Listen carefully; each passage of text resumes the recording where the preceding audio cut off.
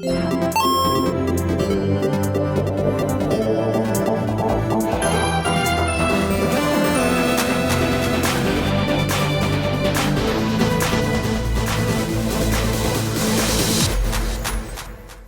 good, everybody, and welcome to another episode of the What's Good Games podcast, your source for video game news every week, right here on the internet. I'm Andrea Renee, once again joined by Miss Brittany Brombacher, the blonde nerd. The blonde nerd, and I'm actually blonde. You are. I'm getting more and more blonde. I love it. It looks great. Thank you. And of course, are you gonna go Final Fantasy blonde soon? Maybe. Was that like silver blonde? Yeah. I've never done that. I don't know. We'll see. That'd be cool. Also, hi, it's me. It's Brittany and Christine Steimer. Hi. Welcome to the show, ladies. How are you doing this week? We're doing good. Okay. If I sound a little sniffly, I am being invaded by a cold virus that's trying to take over my life, but I'm fighting it, and it's good. I'm glad. Fight it, because we need you. I'm glad that you're back from vacation. How was Halloween Horror Nights? It was really good. I love Halloween Horror Nights. It's just, what blows my mind every time I go is you can pay like an extra $150, maybe more, to get a fast pass to skip the lines.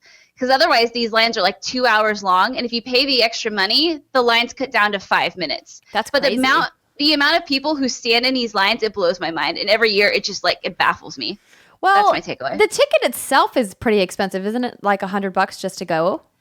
Yeah, it's expensive, but you can hammer out all of the haunted houses in one night if you do the fast pass. Otherwise, you have to wait in like 2 hours per line, and there's like 5 or 6 houses. So it's no bueno. Were any of them so I've heard more and more about these haunted houses that are experiences, and they actually touch you or make you do things, which is I'm not down with. I'm fine with a normal haunted house. If someone's jumping at me, fine. Those exist, but these are nothing like that. These you just walk through, and the little people inside push you through. They try to get you through them as quickly as possible, and people just jump out at you. I mean, they're really well produced. It's just they don't touch you. No worries. Yes, that's my rule in a haunted house. Don't touch me. Yeah, no touchies, please. Because I feel like somebody might accidentally get punched. If someone's coming at me, yeah, you don't know, right? Don't punch anybody, yeah, Steimer. No, that's not good. Don't do that. I mean, I feel like they deserve it, but that's okay. Well, I'm glad that you had a great time. Of course, it was Halloween earlier this week. I ate a bunch of candy. I put my bowl of candy outside this year. I do live in a neighborhood where there's quite a few trick-or-treaters, foot traffic, and I wanted to play games because I'm so far behind, because I spent a lot of the weekend watching Stranger Things 2, which is amazing, by the way. And so I decided, you know what? I have this giant bowl of candy. You guys saw how big it was when you were here last time. And I am just going to put it outside with a sign, and if some greedy kids take handfuls of it, that's fine. I don't even care. But what I did not anticipate was one greedy bastard taking the entire bowl. Whoa. So John got home from work at 6:45. And he's like, oh yeah, the bowl's still full. We're good. He's like, do you have refill candy? And I was like, nah, I just put it all out there. Once it's gone, it's gone. Where I'm in the middle of cooking dinner, 15, 20 minutes later, we see the kids coming up through the window in the front, and, we're minding our business. We get a loud knock on the door, and we're like, why would somebody knock? The candy's right there. So John goes to the door, and they're like, oh, hey, your candy's out. Do you have more candy? And we're like, what? And when I say a big bowl of candy, I'm talking 3 of the giant combo bags that you get at Target. Whoa. We've seen this bowl. The big one. This is a big bowl. And John said it was full when I put it out there. And I was like, some greedy bastard literally dumped that entire bowl of candy into their bag and walked away like an asshole. That's why we can't have nice things, people. I was probably so mad. a teenager. But it was so early still. That's the thing I didn't get. It was 7 o'clock. That's so dumb. Yeah. If you're listening to this, we will find you. Yeah. We have a particular set of skills. Anyway, I just wanted to get that on my chest. I did tweet about it, but I was mad. But at the end of the day, my goal was to get rid of the candy. I just wanted it to go to more than one child. It probably wasn't a child. It was probably like a teenager. Yeah, that's true. Because I did hear one young girl who probably was like maybe like 7 or 8 years old who was trick-or-treating with her brother yell at him because he took more than one piece of candy. And she's like, it says take only one, when in reality the sign said take a few. That's adorable. I thought it was Maybe cute. she couldn't quite read yet. I don't know. It's fine. I was like, you guys take whatever you want. Just, I don't want it back in the house. I need it gone. Absolutely. Anyway, apologies, ladies and gentlemen, for digressing from video game conversation to talk about Halloween. But I do want to remind you, if you have not yet been to facebook.com/lightsoffshow, our brand new show debuted this week. Hooray! It's very exciting, and there's lots of screaming, there's lots of jumping, there's lots of pointing at the screen, there's lots of clutching each other in fear. It's a special Let's Play series we did with some of our favorite scary games for Halloween, and it's exclusively on Facebook. So if you want to watch it, you have to watch it there. You can watch it through the Facebook app or the desktop client, whichever is your preference, but it will not be available on other platforms. So I know some people on Twitter had been asking, can I watch this somewhere else? And I was like, sorry, you can't. It's a Facebook exclusive deal. So I hope you guys go there and follow the page and, like the episodes. We had a lot of fun. Well, Britt had a lot of fun. We were like shooting these episodes. I was so in my element. Oh man, it was so much fun. Andrea's like, all right, what game should we play for this? And I was like, oh, let me tell you. Let me tell you. Yeah, so she was definitely in her element for that. So it's impressive to me how Brittany. So when Brittany screams, she maintains eye contact with the scary thing happening. Whereas when I scream, I close my eyes and I like retreat back into myself like a turtle. And she's just like, but like forward, like full eye contact. Yeah. It's true. And it's weird because I can't watch scary movies. Like I have to like be hiding behind something. But apparently when it comes to video games, and I never realized this about myself, I freaking make eye contact with whatever it is trying to kill us. At least I can identify the killer. You could. Yeah, I was like, what was that? You have to fill me in because I've been screaming by myself. Pretty much. I got you, Steimer. So please do check that out. Our merch has also launched. You can get t-shirts, long sleeve shirts, sweatshirts, coffee mugs on our merch store. You can find that at teespring.com/stores/whatsgoodgames, or you can find that direct link from our Twitter account, from our whatsgoodgames.com website, or you can also find that on our Facebook page as well, facebook.com/whatsgoodgames. So please, if you guys are interested, a bunch of you have been sending us photos of you wearing your merch. That is super awesome. Thank you so much for your support. We think it looks really great. I actually haven't got the tank top yet. And someone just sent us some photos of the tank tops, and they look super cute. Yeah, she looked real good. So thank you for all your photos. Keep them coming. We want to keep seeing them. We love seeing you guys rep the perp of What's Good Games. The perp. Not the perpetrator. And because it's the beginning of the month, we will be doing those turbo patron shoutouts next week once everything has cleared. But thank you so much to all of our patrons at patreon.com/whatsgoodgames for all of your support. So look for your shout out next week. Something that we forgot to mention that I absolutely would love your guys' support on is your vote. We're nominated for a golden joystick. Britt, can you tell the folks more about it? I would love to tell you all about it. I am trying to get us all set up right now, so let's just give you 1 second. So Steimer, I also don't know how that happened. The lovely folks over at Games Radar put on the golden joysticks, and we found out we were nominated quite a while ago now, and the voting has been open. You guys can find the link to vote either directly on the Games Radar site, or you can find it on my Twitter, on the What's Good Games Twitter. But you do have to go through all of the categories in order for your vote to count. You can't just vote for the streamer page. And then we click vote. You have to go through all of the categories. We are number 12, and we have been nominated for Best Streamer / Broadcaster, and this award celebrates the personalities who've helped us find new games to enjoy and new games to enjoy them. New ways to enjoy them. I was like, that makes no sense. Creating a positive atmosphere around our hobby, each of these nominees has cultivated a welcoming community of fans. So we are nominated among many other very, very talented folks. I mean, it's crazy. Like Jacksepticeye, Markiplier, Hannah from Yogscast, Polygon, and Waypoint. I mean, it's... And then us. We're like, how did we get thrown into this mix? Yeah, I remember when So I found out first from a friend in Europe, because obviously time zone difference, and I'm an early bird, so I wake up and I'm like, hey guys, my friend's saying that he voted for us in the Golden Joysticks. What? Can somebody look? Because I'm about to start driving. And you were like, Andrea, I remember you being like, he probably meant that he wrote us in on like a fill in the blank.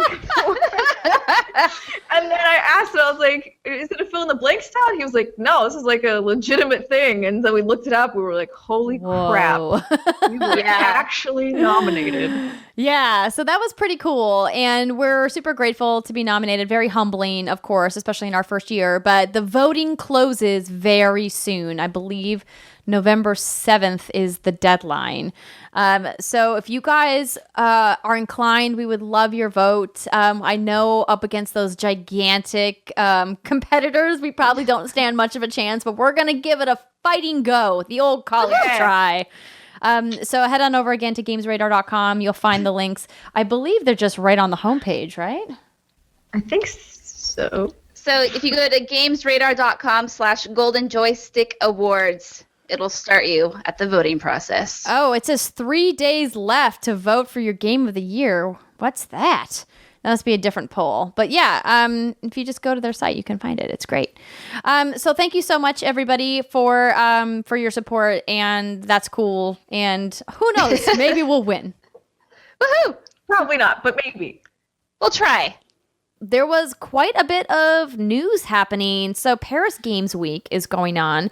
And while the show itself is not traditionally a source of a lot of new previews or new hands-on with a bunch of titles, Sony has decided once again to put on a big PlayStation media showcase, which they had very early in the week. And I was up and watched it. I know the girls also watched it. A lot happened in that showcase. Then they called it their second half of E3, but I think the criticisms of it being just more of the same from E3 is pretty valid. But we did get to see some new demos and some new trailers for some games that we've already heard about. But I think the thing that was missing was a lot of concrete details and information about some of these titles, but there's still a lot to cover. So also, they still have PSX, and they always do a conference there. And I actually thought it was sort of weird that they made another mini conference out of Paris Games Week, because it's just sort of random to, number one, pick that show, like not Gamescom, but Paris Games Week. It does fall more in the middle. But then, like, you've got another show in a month and change. Yeah. That you need to, like, impress us at. It is really odd why that's happening, why they chose to do that. I'm not quite sure what the difference in scope is going to be. Perhaps they're going to focus, more on smaller titles or maybe some more partner titles. It's really confusing to me why Paris Games Week. I know that they want something in the European territory to really give the European studios and Sony Europe a chance to shine and like have their own show and have their own message, which is really previously why they've had a showcase at Gamescom, which is by far and away, a much bigger show from a media perspective. So regardless, though, they did show quite a few stuff, and surprisingly, a lot of PlayStation VR stuff. So we'll start off with that, since that, kind of did take up quite a big chunk of their show. We got a bunch of new game announcements, and we got some release dates for some games that we already knew were in the works. From all of these VR games, I'm just going to read them off real quick. We've got Megalith, Sprint Vector, Bow to Blood, Ultra Wings VR, League of War VR Arena, Star Child, Stifled, Dead Hungry, Blood and Truth, and Invector. Ladies, did any of these strike you as something that would draw you to playing more PSVR? So here's my thing with VR is I love it for horror experiences, and this might not be a fair comparison, but if these games weren't VR, they would just flop and everyone would point their fingers and laugh at them. So we're still at that point where a lot of these games are tech demos, or maybe slightly advanced tech demos where you can do some cool things now that you have the controllers and whatnot. Stifled looked kind of interesting to me. It's a really interesting premise. So it's the game where everything is pitch black, and the only way you can illuminate your path is by making noise. Now the downside to this is that also attracts your enemies. And so I'm not sure how you need to balance that. I'm sure you can probably throw rocks to distract the enemies from following you or something, but it looked pretty creepy. It's a really interesting art design as well. Yeah, I mean, you know me, I definitely don't want to play anything scary, especially in VR. So I'm probably never going to try that out, just to be clear.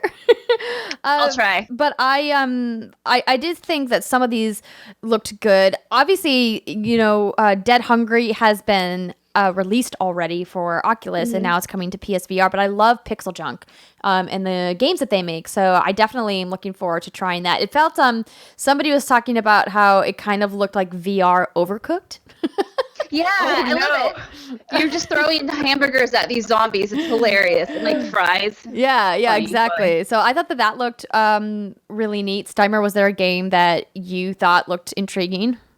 None of these will ever make me want to play VR. However, it's more here's the thing. I watched Blood and Truth, and I was like, that looks really fun. I really like the idea of just being I like the idea of shooting a bunch of people. Go figure. But the problem is, for me, I look at my living room and I'm like, I'm never going to have VR. I don't want to rearrange everything in order to not knock everything over, right? You're not alone. I don't have the space for it or really the strong desire, but I did think that Blood and Truth looked really fun. So if there was a booth set up somewhere at a show, I would probably go in and try the demo. Would you ever try just stationary VR so you don't have to rearrange everything? Then what's the point? Why wouldn't I just look at it on a screen? Okay. So, 99% of my VR experience has been stationary VR, where I just sit here and I move with the controller, and it is an experience. You don't have to get up and move it around. That's what I'm getting at. So, if that's something you're interested in, because I like it, kind of looks like I call it a James Bond simulator in a sense, right? Yeah. But I think what appealed to me was the idea of you duck behind a corner and then you pull out and you shoot. So I like the idea of the motion controls in that instance. I wouldn't want to play that with just a controller because I would feel why am I not just playing Hitman or something? I don't know. I mean, these are fair complaints and a reason why VR has been struggling, and another story that came out later or later in the week that I don't think we have as a standalone bullet point, so I'll just quickly mention, the CCP, the studio behind EVE Online and EVE Valkyrie, announced this week that they shut down their VR team. Over 100 people laid off from the company because they no longer will be working on virtual reality titles. I mean, so I think that is indicative of where they see VR going, which is why it was so surprising to me to see, well, I guess it wasn't really that surprising to see Sony double down, but I think that a lot of other people are looking towards Sony and their investment in VR and going, okay, are you hanging on purely because you're so invested in the hardware and you've spent so much money in R&D and shipping hardware to people that you have to provide software? Or do you truly believe that you see the profitability that that the margins that they've made so far and the games that they've shipped are worth it so that they're going to keep investing? I mean, I don't know if we're ever going to get a true answer to that question. Yeah, it's an interesting question, and it makes you wonder, in 100 years, when we're all dead and worm fodder, will Sony be the only one who that makes sense to get VR for? Because I mean, if you're gonna, at this day and age, if you want an Oculus or you want a Vive, it's or you can get a PlayStation 4 and get a gaming console as well as a VR console as well. And so maybe they see the potential in that as well. Just a thought. Yeah, I don't know, but I think Moss is really cute. Oh yeah, my gosh, it is adorable. I saw somebody tweet out a photo of their baby in a quill costume, and it was like the cutest thing I've ever seen. That sounds adorable. What was that game, Andrea, you tweeted about in Vector, the rhythm music one? Oh, yeah. So that game looks very much like... so it has the same kind of track motion of your traditional frequency amplitude rock band, but it feels a little bit more like Thumper, if you guys have played that game. So it's in Vector, I think, isn't that the Avicii game? Yes. Yeah. That's it. So Avicii, of course, EDM, dance music, electronic producer, DJ, known across the world, is teaming up to make a piece of video game software. And I love rhythm and music games. And I had said that if anything was going to get me to play PSVR, probably would be rhythm and music, but clearly the draw hasn't been big enough for me to put on the headset to play Thumper or Rez. So well, we'll see. Yeah. Rez I played, but I got to play it at a show and in like the bodysuit in the. Oh, that's right. Sounds really creepy, but like no, in the I know exactly what bodysuit. you're talking about. Yeah. And, well, I know, but like if somebody's listening and they don't know what that is, it sounds really weird. But they made a special suit for Rez, and like none of your dirty parts, but like your extremities and things dirty would vibrate parts. like along with the music, and that was really cool. But again, like to me, it's not an experience that I would ever want at my house. But it is sort of like a fun novelty experience to have. Maybe it, like, say, I could see it fitting in at arcades, maybe, like arcade bars. So for people who are wondering what this is, so the game director, Tetsuya Mizuguchi, wore the suit on stage. And it lights up, but it takes like 3 or 4 people to get you into the suit. And while you do feel things in it, I don't know if it's like, because the suit is so expensive, I don't know if they would ever like rent it out to people. You know what I mean? I think that that was like, that'd be gross too. Specifically for that like stage demo, and then they brought it to a couple conventions to like, you know, show a couple other people. Friend of the show, Anthony Carboni, got the chance to try it on when I was in the same demo space with him, and they were like, "Who wants to try it on?" And I was like, "He clearly is like salivating. let him wear it, and I'll just film the whole thing." So it was pretty fun. But yeah, I have yet to play that in VR. It's sitting on our console. It's downloaded. Just never played it. Fair enough. But there was a lot more than just VR on stage at PlayStation's media showcase in Paris. We finally found out what Sucker Punch is working on. And I think it kind of shocked a lot of people. I did not see the Ghost of Tsushima coming. So this game is an open world game set during the era of the samurai in feudal Japan. It's coming exclusively to PlayStation 4, of course. And it's set in the year 1274. Where samurai warriors are the legendary defenders of Japan until the fearsome Mongol Empire invades the island of Tsushima. Tsushima. I think it's Tsushima, but I'm not even going to try. She would Alexa know how Ray will pronounce it correctly the next time she's on the show. Wreaking havoc and conquering the local population. So it looks cool. The graphics look beautiful. I'm going to be honest. I'm not intrigued by feudal Japan. I'm just not. Really? And I know a lot of people were super jazzed about this, and I'm just like, meh. I'm jazzed because it's a weird choice, and I like that it's a weird choice, and I like that it's different, and I'm happy for Sucker Punch that they aren't, I don't want to say forced, but like I would have thought that they would make another Infamous game because I'm assuming PlayStation would like want to feed that cash cow a little more. So it makes me happy to see developers able to work on like a new passion project. And I think it looked really cool. Yeah, for me... Oh, sorry, go ahead. Oh, no, I was going to say, for me, it kind of has the same allure as a game like Red Dead Redemption, right? Like that Red Dead Redemption provides that Wild West atmosphere that I feel like we don't get to visit often enough in video games, let alone feudal Japan. And for me, that's extremely intriguing. And plus, I'm just excited about not having to play as a white guy. Also true. There's that, yeah. Yeah. But it's going to be an action stealth adventure game and open world. I was watching some of the developers talk about it, and it sounds really ambitious, But if they pull it off at Sucker Punch, they're great. I think it could be really good. I'm really excited about it. There is a lot of people that are super excited. I think like the idea of feudal Japan, which means automatically it's going to be some kind of hack and slash for combat, right? Because you got swords and stuff. Swords. I'm just like, I don't know.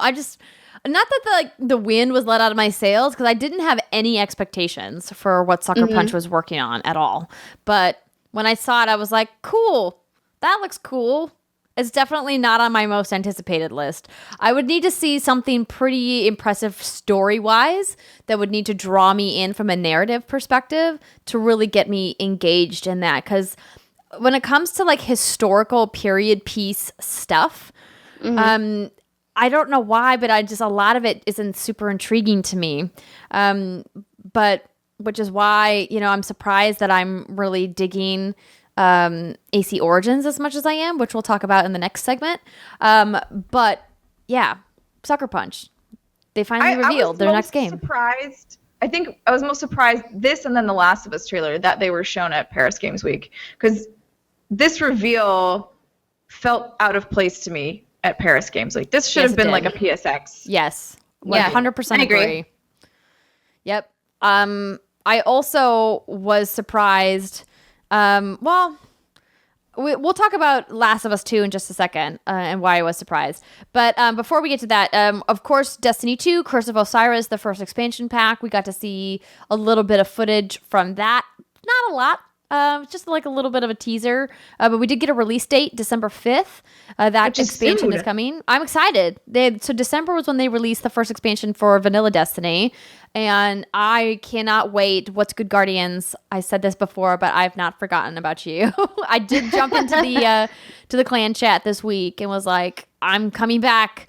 Just give me another week or two to get these big November and October games out of the way, and then it's going to be all Destiny all the time. John's been playing it, and I keep watching him like play it. I'm like, oh, I want to play Destiny instead. And I'm like, no, Andrea, play something else.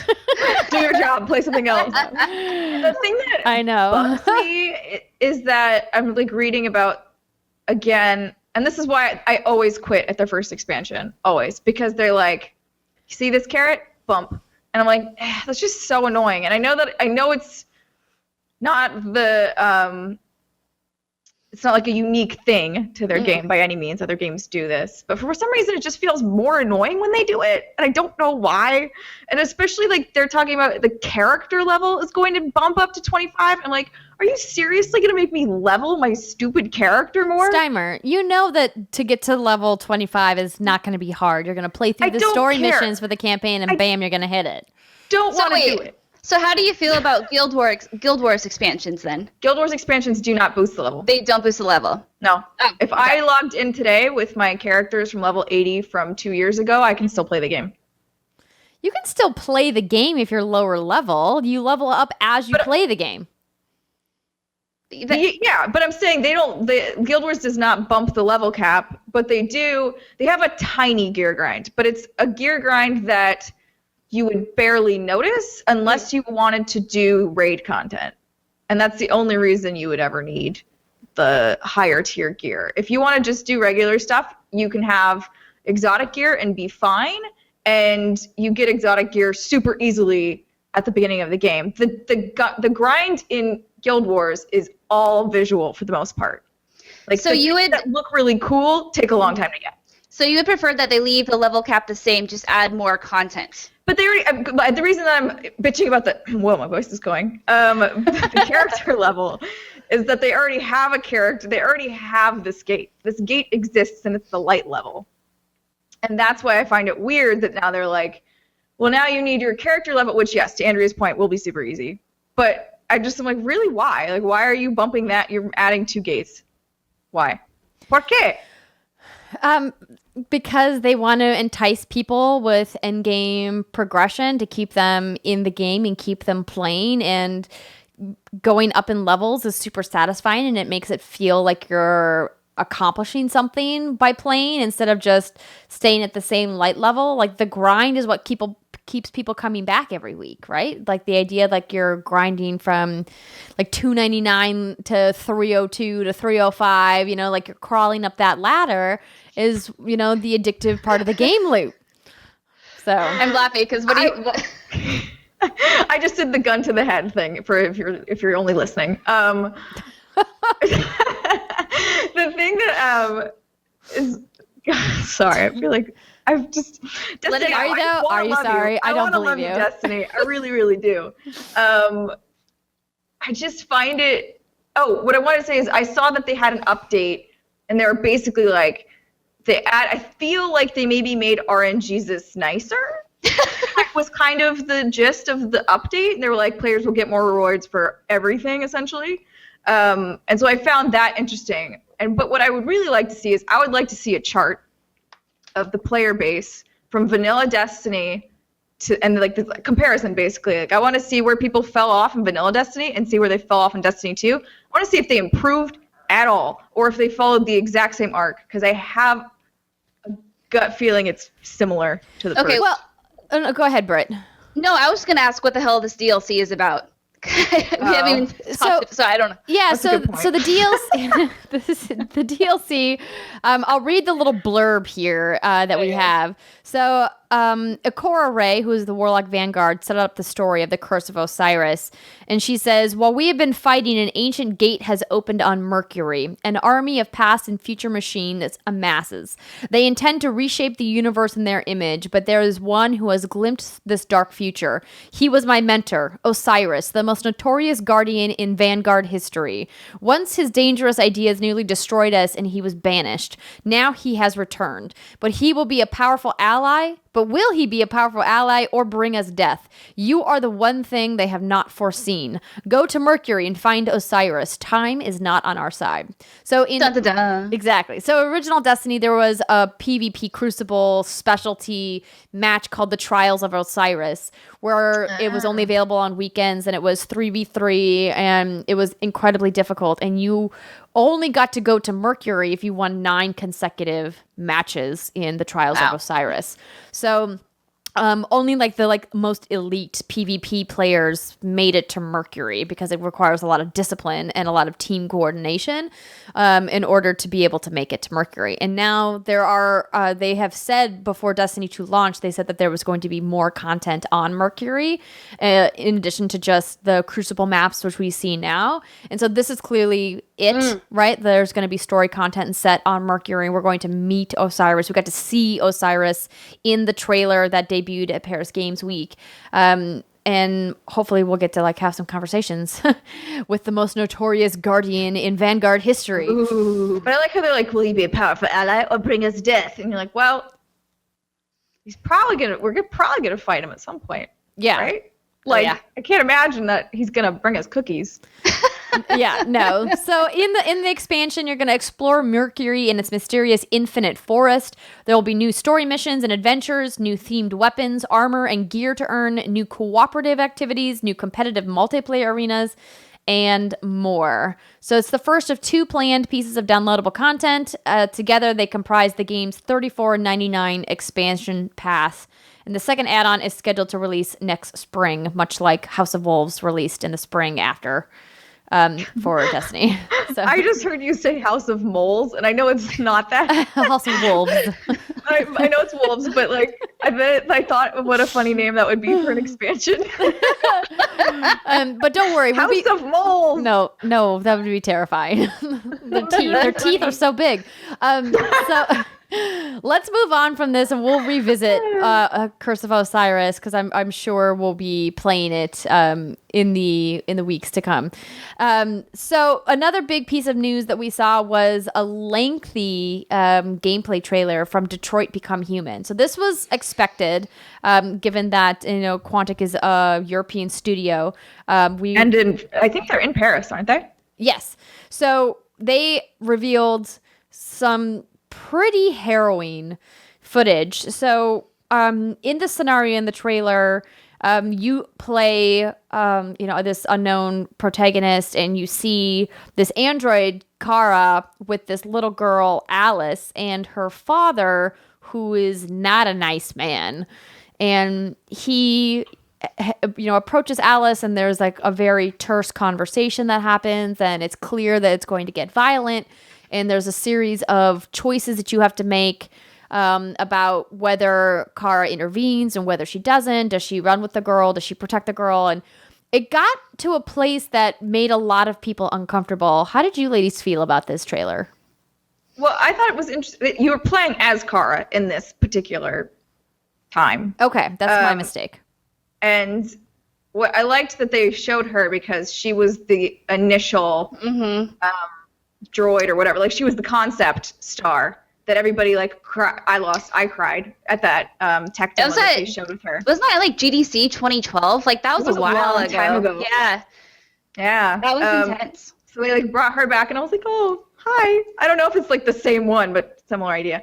Anyways, but so what you're referring to with, I assume, is what I thought. Like, I thought that he killed the kid in one of the scenarios. It really did look like that, yeah, because what's happening is Kara, it's probably Kara, is standing downstairs, and the dad's really pissed. So the dad, I kind of like read between the lines, and I looked through this trailer. We don't have to pick it totally apart, but what it sounds like is the dad, Todd, destroyed Kara once before, and they reset her, and now she's back, and Kara doesn't remember this at all. And so she gets into the home, and the girl Alice is like acting kind of like standoffish, and eventually the girl gives Kara a key. She opens up a box, and there she finds drawings that Kara made of Alice broken and like fluid pouring out of her arm, and Kara on the floor crying. And so then at that point, I think Kara understands that Todd is a really messed up guy. So anyway, so Todd's going upstairs, and Alice went upstairs, and he's like, Dad's really mad, Alice. And then he's like, Kara, you stay right here. And then at that point, you're presented with a choice, it looks like, to go after Todd or to stay put. And I think, Steimer, what you're talking about is after he goes up those stairs, it shows, you hear the girl screaming. Mm-hmm. And then it shows clips of him like holding her seemingly lifeless body, putting her on the bed and saying, Daddy's not mad anymore, everything's fine.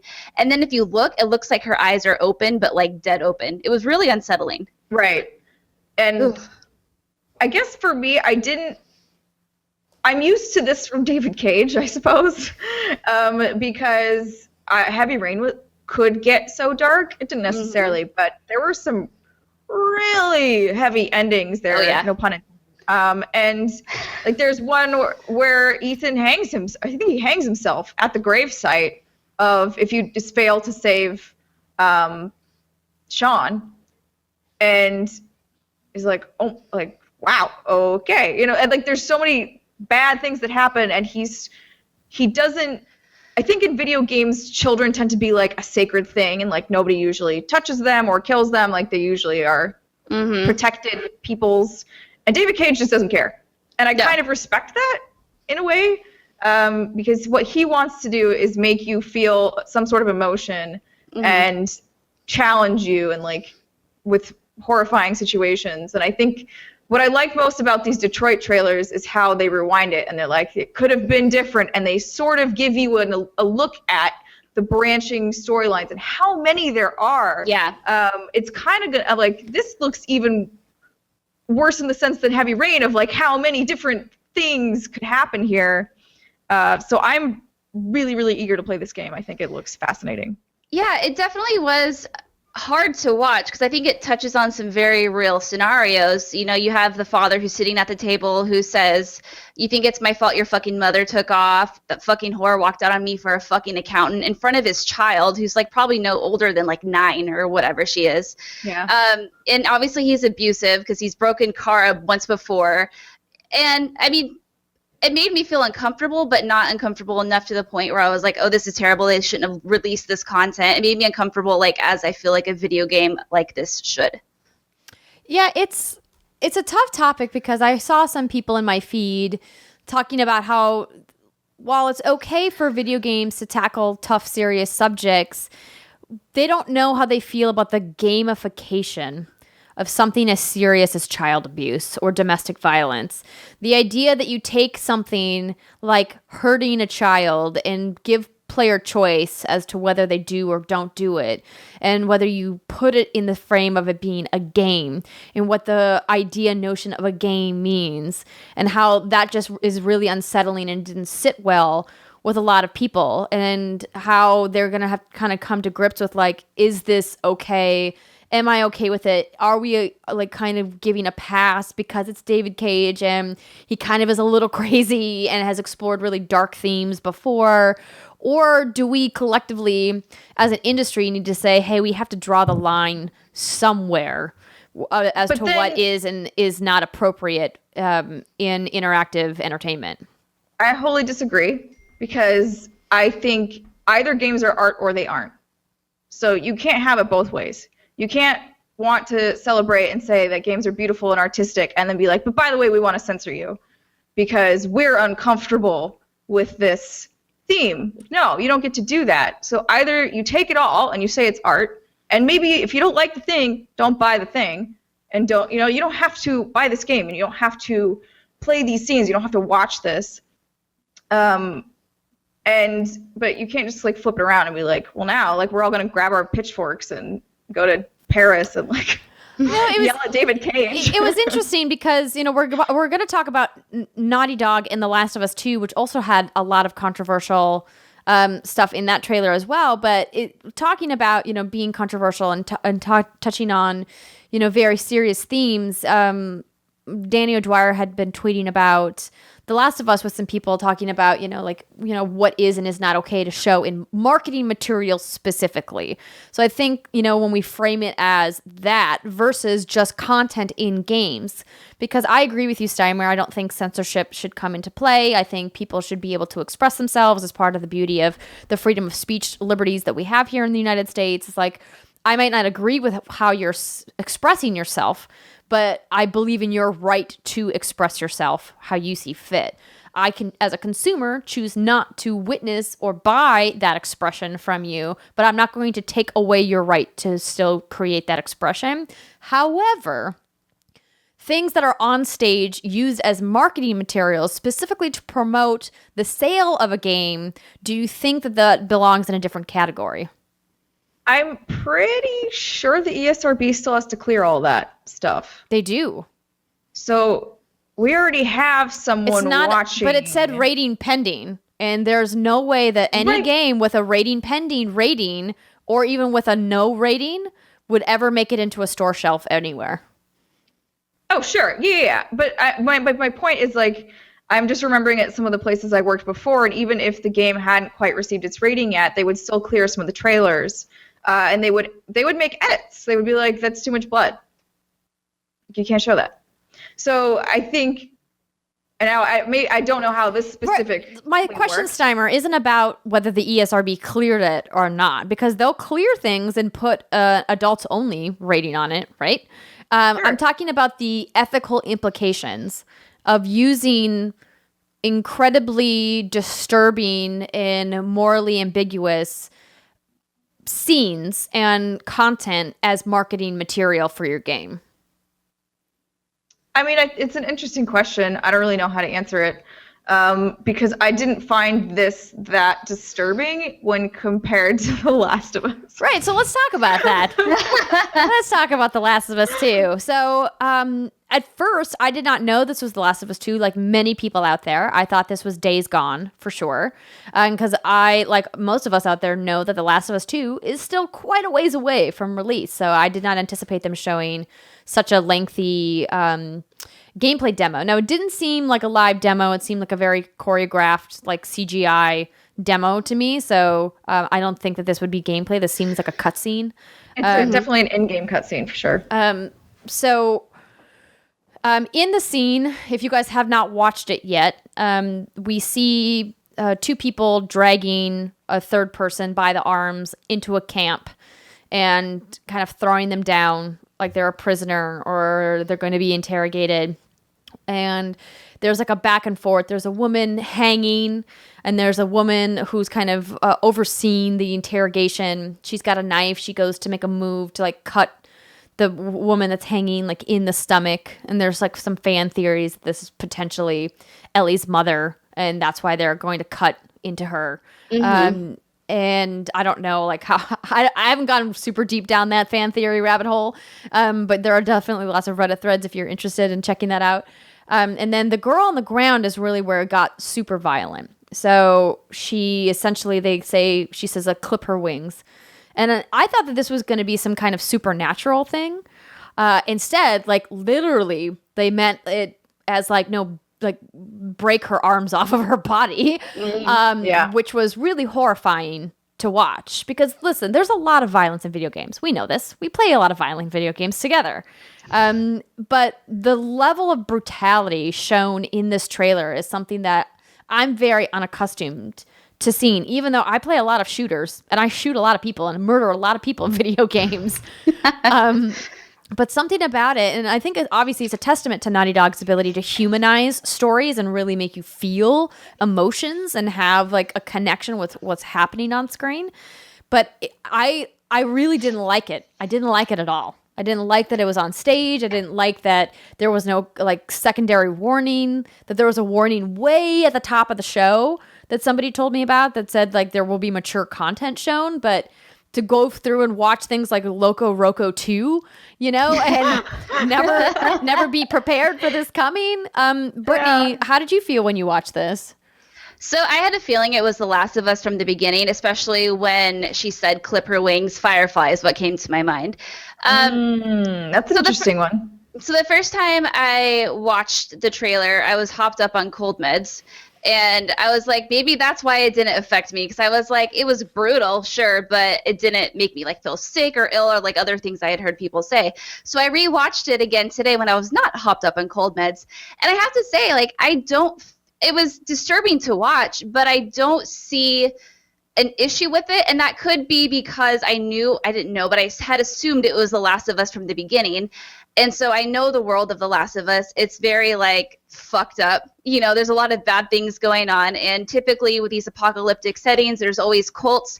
And I believe the woman that goes to what we're calling Ellie's mom, which we don't know this for sure, the lady hanging by the noose, she's like, you have sin in you, or you have something in you that's sinful. We need to cut it out.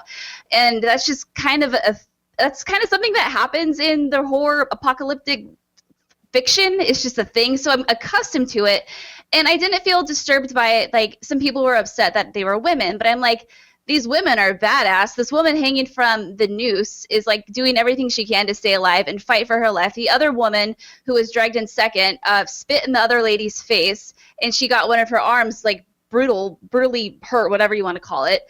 And then she's still pulverized. Right, yeah. Pulverized. But despite all of that, both of them together were able to take out with the assistance of the archer. They were able to fight back and take over the camp. So I guess to me, it's like, in my mind, apocalypse, they don't discriminate. It doesn't matter if you're a man or a woman. Shit's going to go down. And so I didn't find it disturbing, long story short. I found it extremely disturbing. I mean, I found it disturbing. Let me clarify. It was messed up, but I didn't walk away from it feeling like that should have been shown. That was way over the top or anything like that. I don't think that it shouldn't have been shown, but I will say that it shook me to my core. Like I sat and I watched like I had to watch it twice, or I ended up watching it 3 times, but like I caught like the tail end of it because I'd had meetings in the morning. I didn't get to like watch live alongside with everybody. So I came in as she'd already had her arm broken. It was like she's leaning up against the wall and she's like, cut her down. Like that was the point where I got in the first time I watched it, and I was like, oh, okay, that's cool. It's Last of Us, neat. You know, like, because you miss all of the terrible things if you come in at that point. And then I was like, oh, like I'm gonna watch this from the beginning. Watch it. And then I'm just like, oh, and like my hands were in front of my face almost the entire time, and I was like, like I was just having, like, when she has her knife against the stomach, I was like, oh god, like please don't, because something that Andrea didn't mention is like there are other corpses already hanging, and they've had their gut, they've what do you call it? There's a word for it. They've been sliced open and their entrails are hanging out. I think there's a specific word, but I don't remember what it is. And gutted. Gutted is probably, yeah, sure. That's the most basic term you can think of. And so I was like, oh, what, for the love of God, don't, like, just, ugh. And I think the reason it gets to me more is I am an extremely sensitive person. When I see something happening to someone else, I feel it happening to me. So when I feel that, or like when I see the knife going on their stomach, my stomach, I'm like, like I feel like someone is doing it to me. And I'm like, get away, get away, get away. And then when they're like pulled the other chick down and they like start hammering her arm, I'm like, it really got to me. That, and I want to say, I think Naughty Dog has super ramped up their CG on their faces, or their animations on their faces, because holy crap, like it almost looked like I was watching a movie. And it looks great. Was so on point, and I was just like, I was so impressed, but also so disturbed, and I felt slightly ill after watching it, and I was slightly shaking after watching it. And even hours later, I went to lunch, and I was like, I'm not even really that hungry. Wow. Like, I have emotions about this, and I don't know how to deal. It was intense. Yeah, I didn't like watching it. I also just I don't like playing super realistic, violent games. That's why I generally don't play military shooters. I prefer space alien shooters because it's not real. It's very, very fantasy. And I was disturbed, and I think that that's what they were going for, right? Like they wanted people to be shook, right? They wanted people to feel uncomfortable and to feel the pain that they were going through. So I guess mission accomplished there. But it was surprising. So content aside, obviously everyone's going to have, varying degrees of opinions on the brutality in that trailer. It was shocking to me that they didn't save this piece of content for PlayStation Experience, given that Naughty Dog is such a flagship studio for PlayStation. And this title in particular, was revealed at PlayStation Experience and is such a hotly anticipated title for the PlayStation fan base. To put it at Paris Games Week felt a little off. Yeah, I agree. Yeah. It's the whole conference. I mean, felt a little off, I guess. I don't mean that like in a super negative way. It was just kind of like almost a neck scratcher. That doesn't make any sense. A head scratcher. Let me scratch my neck. You can scratch your neck if you want to. It's your neck. Yeah. What did you, before we move on, because we spent a lot of time talking about Paris, what did you ladies think of the Shadow of the Colossus footage that was in that show? Oh, that's real pretty. Holy crap. I never played the original, but damn, that looks good. It was kind of mind-blowing. There's a scene at the end of that trailer where it pans out, you're looking at this bridge and the lighting and all. Oh my God, it was amazing. I actually didn't get to watch it. I think that was one I missed it. Well, I went back through and watched highlight trailers, but I didn't manage to see that one. You should definitely check it out. It looks great. Marty Sleva over at IGN put out some hands-on impressions because he got the chance to play it, the build that they had there. And disappointingly, they did not have the updated controls in that build. So while he said it was beautiful to watch his cape flapping in the wind and to see this, majestic colossi in, HD, the controls when he got into a battle and the camera movements were still real bad, real janky.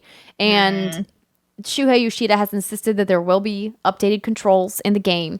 And I anticipate, that we'll get a better look, hopefully a different look, either at PSX, because it's slated to be coming early next year.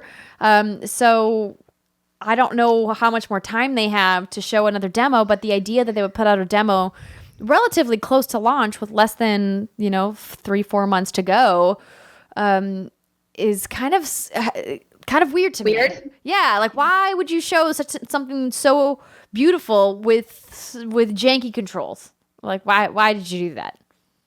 I mean, that's kind of how I feel about most of eco games. They're real pretty, but God, sometimes they're frustrating. Yeah. So we'll have to, wait and see. Hopefully we'll get some hands-on time with that in the coming weeks, and they'll have those updated control schemes into the build. I know that builds aren't easy to make. I was talking about it earlier this week on Games Daily, like putting together these vertical slices to show at press conferences or at conventions or at media briefings takes a lot of work. It takes a lot of team members and time to put these things together, and most developers don't have dedicated teams solely making marketing materials like this. And so any time that they spend making a demo for E3, for example, is time that they're taking away from the production of the overall game in the timeline. So perhaps that was in play here, that they didn't have a team set aside to really focus on putting the updated controls in. But I'm trying Then you ask yourself, why didn't you wait until PSX? And yeah, that's a great question. That's a great question, Brittany. Why didn't you just wait until PSX? The lesson here is, why did you do this at all, PlayStation? You should have done you could have had the VR here, Detroit here, and maybe a handful of other the indie titles. Yeah, the Destiny stuff. Yeah. Yeah, save some of the other stuff for. Yeah, you wouldn't want to announce the Destiny things at PSX because it would already be out. But yeah, there was there was a few things where I was like, that really feels out of place here. I wonder if PSX will be chock full of JRPGs because we didn't get any of that here. That's my hope. I would guess so. I was surprised that they gave that Aloy Monster Hunter World integration also. Paris seems like another good thing that would have been perfect at PSX, but maybe they're not even doing a show at PSX. There we go. I haven't gotten any media briefing announcements or anything for that show yet, so. I guess that's a good point. So who knows? But okay, so we're gonna put a pin in the Bears Games Week PlayStation news and just briefly give you a couple other blurbs here before we end this to move on to the next segment. Worth noting, Telltale has announced the final season of The Walking Dead, and it has been announced that writer Gary Whitta will return. So if you played The New Frontier, you know that more was on the way for Clementine's story. Reading from GameInformer.com, today Telltale officially announced the final season of Robert Kirkman's zombie-infested world. To conclude the tale, Telltale is bringing back writer Gary Whitta as the story consultant, who is best known for his work on Rogue One, A Star Wars Story, and The Book of Eli. Whitta also wrote the 4th episode of Telltale's first season of The Walking Dead. The final season hits in 2018 for PS4, Xbox One, PC, Mac, iOS, and Android. And in addition to the announcement of the final season, Telltale also revealed The Walking Dead, the Telltale Series Collection. For PS4 and Xbox One, which launches on December 5th, the collection will include all 19 episodes on a single disc and is also releasing digitally. It includes the most recent season as well as visually enhanced versions of Season 1 and 2, 400 Days, and the Michonne mini-series. The set will run you $49.99, and you can get a peek at the visual upgrade in a new trailer that was released this week. If only they had updated the engine in this I know, right? That's what I get. We don't need updated visuals. The visuals are fine. Yeah. It's everything else. It's the fact that it's built on popsicle sticks is the problem. Yeah. Can you make them not walk like herky-jerky people? Okay, that would be great. Okay, so really not much to discuss there. We'll see more of that game, I'm sure, very soon. But another thing I wanted to touch on briefly, unless you ladies had some poignant thoughts that you would like to add. Nope. No. Okay. You guys heard us previously talk about loot boxes in Battlefront with the star cards, and now EA and DICE have heard the roaring of the internet about this issue. They have said that they will be making some changes of the grinding and paying for what the game calls crates. So before and during the beta, Battlefront 2 would only dole out weapons and abilities above the base tier through these crates. And now while that on its own was super annoying, it did still encourage players to pay for crates in order to just get the best weapons and abilities from the beginning. Or, of course, you get frustrated and you pay for crates in hopes of losing less. Because, if you're not as good, you want better stuff. Now, DICE has heard the uproar about this, and they've promised to make the following changes. First, Epic Star Cards, the highest tier of these star cards will be available at launch, have been removed from crates. You're also going to need to reach a certain rank to craft upgraded star cards, and weapons are locked behind specific milestones, and class-specific gear and items can be unlocked by playing as them, instead of just having them locked inside crates. So, yay! Progression outside of crates. Yeah, good job, guys. Yeah, you did it. You kind of, watered down your pay to win that you clearly built into the game. So now it's more about obviously putting time in to unlock the weapons instead of playing as a specific class, which I know was another complaint that people had. For example, getting heavy weapons will require playing as a heavy and reaching a milestone like kills and wins. Now, crates are still incorporated into the game, of course. They're not getting rid of them. But now you do not need to do everything. But now do not do everything, which makes marks a major difference from how it used to work. So you can find a full explanation over on the Star Wars Battlefront website if you are really interested in the fine details, but this is good. It's a necessary, needed step. I still think that we're going to see once the game launches that these star cards are going to continue to be an issue in the crates, but at least that they did some immediate work with tuning. Clearly, a beta is meant for tuning. That's why they have betas, to balance and tune things. But I think that they probably didn't anticipate people being like flipping tables over these crates, right? But did they not anticipate that? Come on. Yeah. Like you literally made your game pay to win. Like this seems like a very good starting point. Like this revision, like this seems like okay, like I could handle this as like a first round beta, implement this into your beta. But that first one, like what do you think they were thinking there? I mean, they can't have dummies working on their team. You know what I'm thinking? They're thinking that they're looking at how much profit they made from 2015 to 2016 in-game content, and they're thinking, clearly people are paying for this, so let's give them more ways to pay. And that's what they did. They put in more ways to pay. We talked about this exact same issue when we talked about the cancellation of the Star Wars title that Visceral was working on in favor of tailoring it for more of a live service experience. Like, clearly people, by the millions, are paying to the profit of billions for these giant publishers. So that's what they're thinking. They're like, well, clearly people are paying, so we're going to let them pay. I mean, so Andrea, actually, go ahead. Sorry, because you just brought it up, and I forgot it, and I wish we'd talked about it. Jason Schreier already managed, of Kotaku, to get the inside scoop on what happened with that Star Wars game. Of course he did. I know. I was like, holy crap, this man's amazing.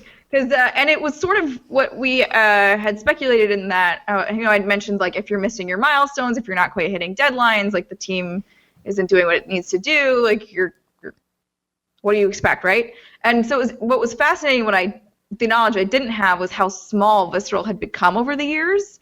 And the team working on that game was only, like, 40 people at one point. Like, that's a real small team for number one, a Star Wars game, a AAA Star Wars game, an Uncharted aspirational Star Wars game. Naughty Dog is well over 100 people. I don't know how many specifically, but plenty. So anyways, if you are interested in more of that, it is on Kotaku. Go read about it. Extra. It was a really well done piece.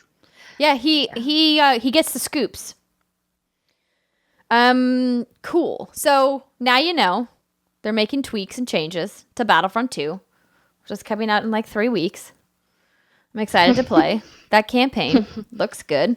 Yeah, I just want to play the campaign and maybe like move around for a minute as a droid in multiplayer and then bounce.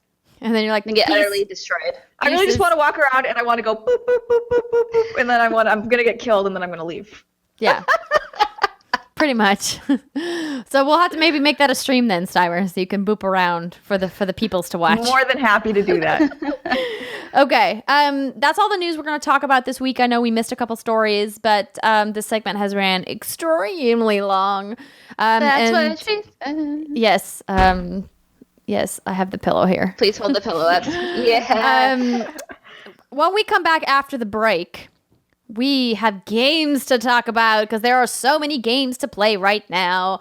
So take a break, grab a drink. We'll be right back in just a minute.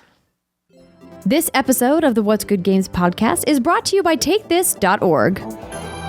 Most of us spend a lot of time thinking about our bodies. Gain a little weight, lost a little weight, back hurts from sitting at a desk too much, stomach hurts from too much avocado. But how much time do you spend thinking about your brain? There are a lot of simple things that you can do every day to keep your brain in shape. Take breaks from work, get enough sleep, drink more water, put down those screens. Well, as much as you can. Now, it sounds simple, but taking care of your body's needs can actually help your brain too, because it's all connected. And sometimes your brain needs more help, and that's okay too. This is just one of the things that we learned from our friends over at TakeThis.org. Take This has been working to bring the mental health care community and the video game community together since 2012. If you or someone you love is feeling not okay and could use a little advice, visit them at TakeThis.org. And if you have the resources to donate or volunteer, TakeThis.org is where you can do that too. It's okay to not be okay. Take this. What's good, everybody? Welcome back. We are back from the break here to talk about our hands-on impressions from what we've been playing this week. And man, oh man, is it a good time to be a gamer. So oh God. We've got something for Nintendo Switch, something for Xbox on PS4, and of course, PC has pretty much everything. PC Master Race. Yes. So let's start with Brittany. Hi. Have you been playing something other than Divinity Original Sin, or are you still hardcore into that? I'm very much hardcore into that, but I'm trying to pull myself away. It's kind of like you in Destiny 2 right now, because it's such a long game. Like, I think I'll probably put 120 hours into it easily by the time all is said and done, and that's just like the first run of the campaign. So I'm trying to play other things. I managed to squeeze in about 4 hours of Mario Odyssey, and it is so incredibly charming. It's just one of those games that you play and you just feel good while you play it. The vibrant colors, the music is really well done as well. It reminds me a lot of music you would hear in a typical Zelda game. And just collecting all of the moons and just the atmosphere of each individual world. And it's so fun. I love it. I just need to play more of it and stop playing South Park and Divinity. It does look really beautiful, and it's I have it downloaded, and it's patiently waiting for me to really deep dive into it. I heard that you can kind of stream your way through the main campaign relatively quickly, and then a lot of cooler stuff opens up after you beat the boss, and then you go back into the world. Yeah, I thought I was doing really well, because I think it's like you need, I might botch this number, like 16 or something moons to fill up the Odyssey, and then you can go do your thing. And I got them relatively quickly, and I was like, haha, I'm such a good Mario player, haha, that's 25 years of experience, biatches. And then I left the world, and then I found out there's like 60-something moons in that level alone, and I was like, oh. Whoops. There's a lot. There's a lot to find, and I love that about it. I'm also playing co-op with Jason, so he's playing as Cappy. And so it's really cute. I refuse to play as Cappy. I don't know why that makes me laugh so much, but I like that he's Cappy. I know. It's pretty great.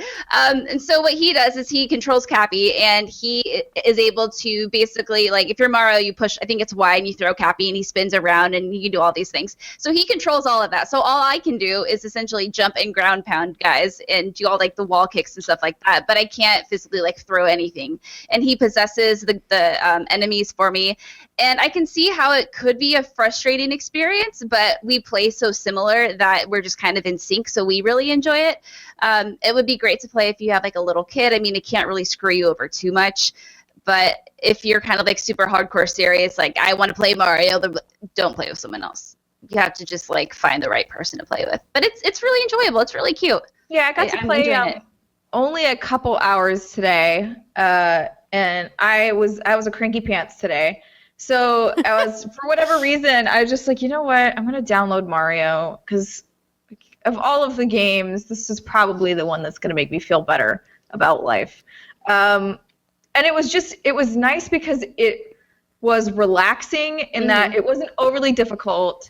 Like, I kind of, granted, I'm only a couple hours in, but, you know, I grasped the platforming really well, and then the music, like you said, like the colors, it was nice, and then it allowed you to focus enough, like your mind's not like going elsewhere, right? But not taking so much of it that you feel drained when you're playing it. And everything in that game is just so freaking happy. Even the things trying to like hurt you, they're cute and they're charming in their own way. So I was like, I can't be mad. You can't upset me. And I got to be like a T-Rex for a minute and like that was awesome. And that was really cathartic. I love how the game also tries to entice you to use motion controls. It's like, hey, you should try using these motion controls. And I'm like, never. The first thing I did was turn off the motion controls because that's something that originally turned me off from Super Mario Galaxy. Or was it Galaxy 2? It was one or the other. It could have been even both. Was the fact that you had to use motion controls for something or another. And I was like, nope, I refuse. And I just never played it. Yeah, so I'm playing it in handheld mode. So I'm like, no, I'm not. Oh, okay. I thought I thought there was specific things you had to do with motion controls. There may be, but well, I don't know. Only a few hours. Only because Jason's controlling Cappy, he might be taking over the motion controls that I might have to. Like, I think, because I'm playing the Pro Controller, and I think to spin in a circle, like, you have to shake the Pro Controller. You have to, like, waggle. He's able to do that with the right Joy-Con, not the left Joy-Con, because it doesn't sync. Haha. But it's okay. I'm over it. But there is an option in the menu to turn off motion controls. I can't speak on, like, to what extent. But I need to go do that. Yeah, it's awesome. Yeah, I'm not a big fan of the motion controls either. I could, like, totally, like, take or leave those. Leave them is what I really what I'm meant to say here. Because I heard that they were causing people some frustrations in the handheld mode in particular. So, and not versus it being docked. Obviously, you can't really. I guess you can use the motion controls if you're playing with the Joy-Cons instead of like the Pro Controller, for example. But anyway, I'm glad you're having a good time with it. Steimer, what have you been playing? What have I not been playing? Yep. This past weekend, so I tweeted out a picture and I was like, here's my list of things. This is my to-do list. Mm-hmm. And it's extensive it's basically like so I don't forget what I should be doing. It's hard not to. I want to hear about Hellblade. Okay, yeah. Thanks. We'll pick from the wheel because like I don't know what to talk about. So I've been intrigued by Hellblade, Senua's Sacrifice, since I've heard a lot of people talking about it, and everyone's saying wear headphones and just kind of dive in. There's a lot of things I appreciate about the game. So it follows the story of a young woman who essentially is, what do you call it, schizophrenic? In the sense she's got voices in her head, and if you wear headphones, the cool thing is the way that they have done the sound is like you hear them everywhere. Ooh. So it's real creepy, but really effective in putting you in her shoes. And the whole thing is that you carry around a severed head in the back, and it's I assume your ex-lovers, and the whole point is you're going to hell in order to save his soul, because he was killed in some way that his soul was, I don't know, banished or is being held captive, and so you're going through and you're attacking Norse gods basically. So I killed one of them. I killed a fire god, and it's amazing. That's what I love so much about the game, is that I am both terrified and feeling extremely empowered at the same time. Like I'm like crapping my pants, but then also like yelling and like running swords first into people, and it's just it's a really interesting combination. I really feel like I'm her in a way, and I just think that they did a really beautiful job with it, and the motion capture and everything is great too. Like the woman that they captured for this, her eyes are amazing, massive, beautiful blue eyes that just like are sort of haunting in a way. And so yeah, so I haven't played too much because it's a very intense game, and I do find it somewhat draining in a way, because you're just like, oh my god, I feel like I'm going crazy while I'm playing this. So I have to like take it in small doses. I watched a really moving video today, or I don't know when it was published, but I just watched it today. And I think Ninja Theory published it, and it was of fans taking in-game screenshots and then layering those screenshots with quotes on them and sending them to Ninja Theory, essentially thanking them because this game, I admittedly don't know too much about it, but I believe it what's the word I'm looking for? Mental health, right? It touches on mental health. Absolutely. And it was really moving to see what fans had written to Ninja Theory. Like, no one understood me my whole life. They watched me play this game, or I had them play this game, and now we're able to connect. Stuff like that. I saw that trailer too. Oh man, that was beautiful. Yeah, it was really interesting. It's so rare that we get games that really so profoundly are able to capsulate something as difficult to articulate as mental health. Obviously, we talk about mental health every week on the show because of our involvement with Take This, and it's one of those things that a lot of people have trouble talking about and that they struggle to communicate. And even if you know what you're feeling, trying to articulate that to somebody else is something that's truly challenging for many of us. And I've heard nothing but wonderful things about Hellblade, and it's still in my tray of games to play. Yeah. But I'm glad, Steimer, that you've been spending some time with it. Yeah, I highly recommend it. I think it's just so I love when developers are able to have little passion projects like this that are really under the radar for the most part. Yeah. Cool. Yeah. Well, I have been playing a lot of things as well. But I finally forced myself to put down Middle-earth: Shadow of War. I've conquered 2 overlords now, and I kind of How many are there? I don't know how many there are in total. I would have to look it up, but I have 2 regions now fully conquered. But it just is starting to feel a little formulaic. Like there isn't enough story content. Like there's a little too much grind in between the pieces of story content. And I heard it's only going to get worse as I get deeper into the game, that there's only more grind.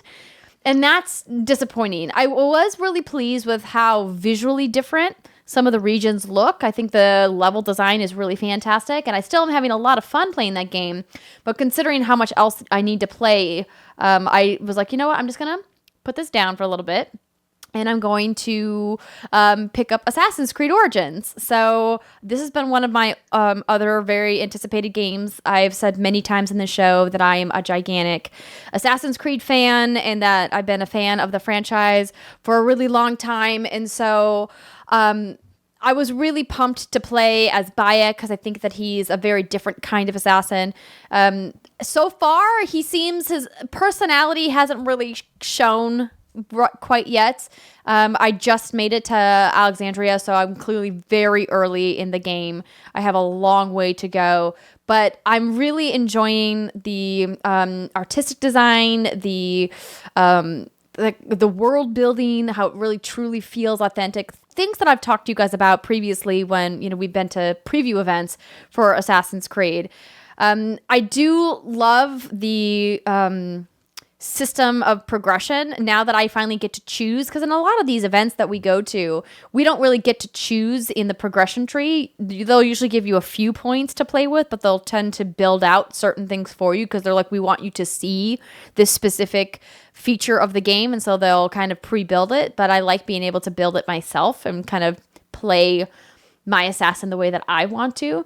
The story started quite differently than a lot of the other Assassin's Creeds did. It really kind of light from a narrative perspective. They really are pushing this role-playing mechanic in the game and really just get you out into the open world very quickly to start the grind. And I don't know how I feel about it. Have you ladies put some time in with Origins yet?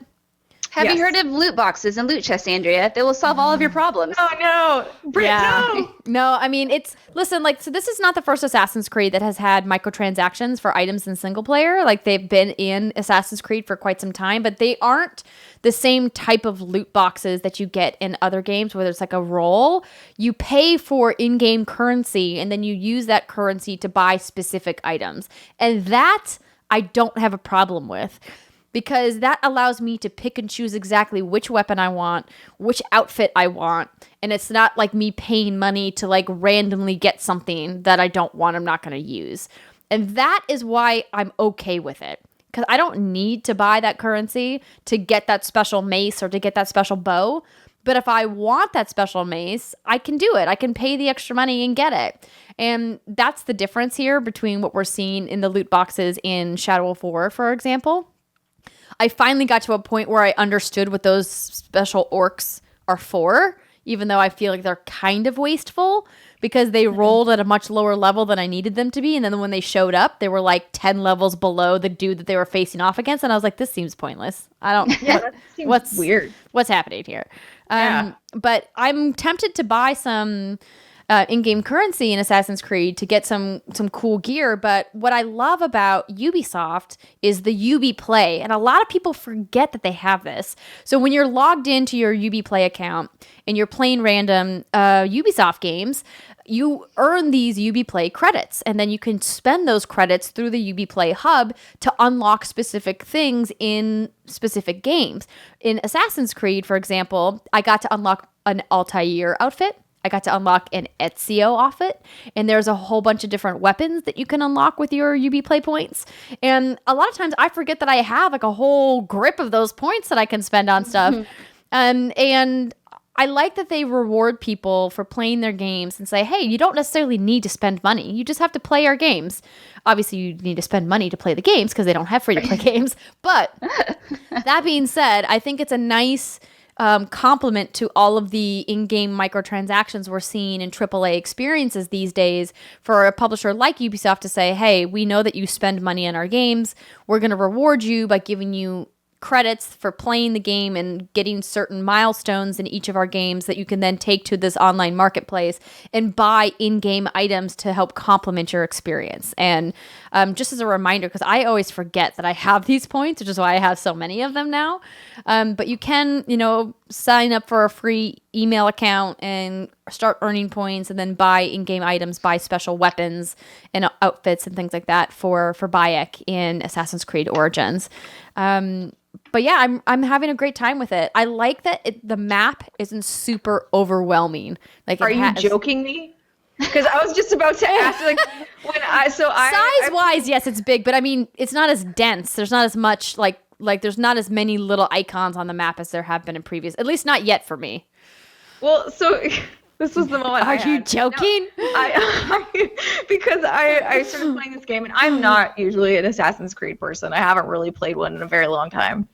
I'm enjoying myself with this one. However, when I was like, because so I'm on my way to Alexandria. Obviously, I'm not high level enough to get there yet. So like, there's little things you do along the way to help level you up. And I'm sort of on that path, and I was like, oh, let me just look. Let me look at this world. And I almost had heart palpitations because it's big, going. Yeah. It just kept. I was like, seriously, is it? Oh, nope. There's more. Oh my God! Like, there's just so much map, and I don't know how densely populated any of these places are because I haven't reached them yet, and they're all grayed out. But some of them look pretty big, and the levels are insane. I was just like, oh no, because if you're somebody who only like buys one game usually and wants to really dig into this is great for you. Like, you will not be bored for quite some time. There's a lot but of if you're content. like me and I have so many other games to play, I was just like, oh shit. Yeah, it's especially since when you first zoom out, the regions that are around the opening region of Siwa, where you're like level 5, are like level 40, and you're like, wow, I can't just walk over there. I'm gonna get murdered. Yep. So there's a reason why I'm playing it on easy, and difficulty levels haven't historically been a thing in Assassin's Creed. And I think it's interesting that they've, added them into the franchise, and I have no shame about playing this game on easy because it, as you mentioned, Steimer, it's massive, and if I want to see as much of it as possible, I need to get through it as quickly as possible. And from the demos that I've played of this game, it ramps up quite ridiculously as far as difficulty, meaning you're going to have to do a lot of grinding in between story missions in order to be able to even have a crack at some of these guards. They've radically changed the combat, meaning you really have to focus on dodging, on parrying. You're not nearly as powerful as previous assassins have been, particularly in the beginning of the game. As is tradition with a lot of RPGs. A lot of RPGs for the first 20 hours or so, like, you're like baby mode, right? Like, you can't do anything.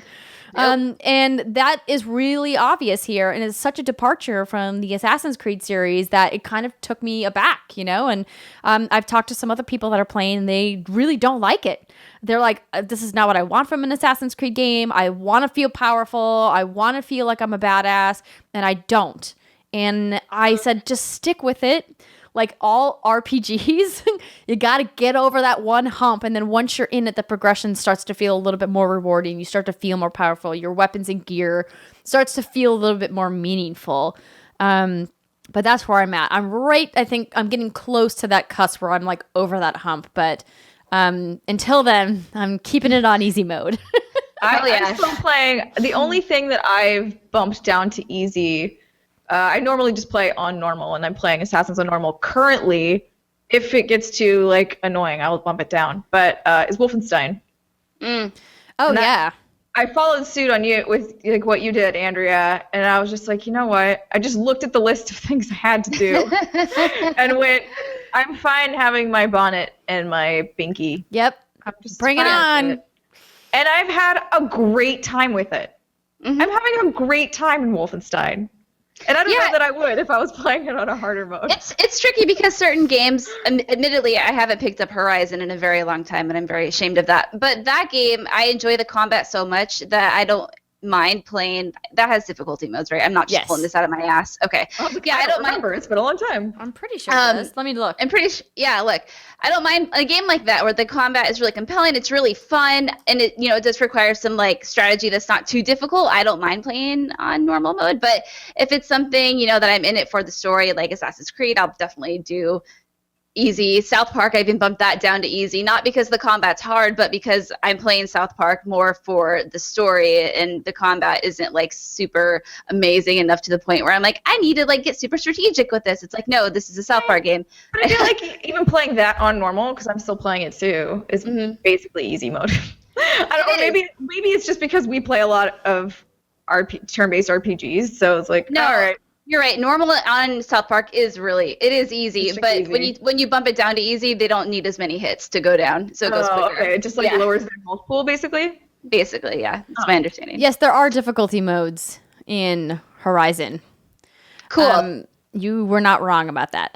Yay, gold star. I'm definitely having fun playing Wolfenstein, another game I had to set aside. I know we spoke about Wolfenstein at length last week to play Assassin's Creed because I still have to get to Mario, but I'm definitely going to go back and finish that game on super baby mode because that's just the way it's going to go down. Because I like feeling powerful. I like feeling superhuman. Especially in Wolfenstein. Yeah, and I like the fantasy of it, and I think that plays into it a lot. And if you like to play punishingly difficult games, if you're a Souls fan or like roguelikes are your jam, good on ya. You play the hardest difficulty and you do it.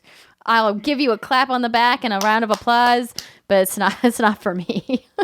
Yeah. No, thank you. Funny thing, I think I texted you guys about it, but while I was playing Wolfenstein, I got the gun from one of the people, but that you had mentioned last week, Andrea, and I'm not going to say who. And then, but what it is essentially like a grenade launcher, kind of.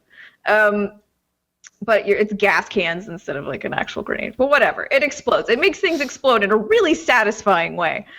So I'm feeling pretty badass, and I'm running around, and there's like really big tanky guys who have, I think it's like electric shooting at you or whatever. And somehow one of these guys snuck up on me. I'm wearing headphones too, mind you, so like I have decent hearing. I don't know how this happened. I screamed bloody murder. I was so just surprised by my character getting flung across the screen. And then I looked around and I was like, I really hope my neighbors don't call the cops, because that was a murderous scream. Yeah. But no cops came, so I was okay. There you go. Yeah, it's a fun game. It's a beautiful game, and the story is really well done. The writing's really good. Yeah, Machine Games really knows how to put a single-player narrative FPS together. If you are thinking of skipping that game and you like first-person shooters, I highly recommend against skipping it. I highly recommend taking the chance and playing Wolfenstein, even if it's one of those games that you wait and you buy used or you borrow a friend's copy. It's just such a great experience, a really well-designed game. But there's also, I know that you both have played Life is Strange Before the Storm episode 2, so we haven't talked about that yet, but I want to give people a heads up. We've been waiting to do a spoiler cast, so we're going to do it next week. I'm putting the flag down right now. So if you want to be part of the spoiler cast, which is going to be, again, look, we'll do it like we did the last time. We'll put it in the final segment.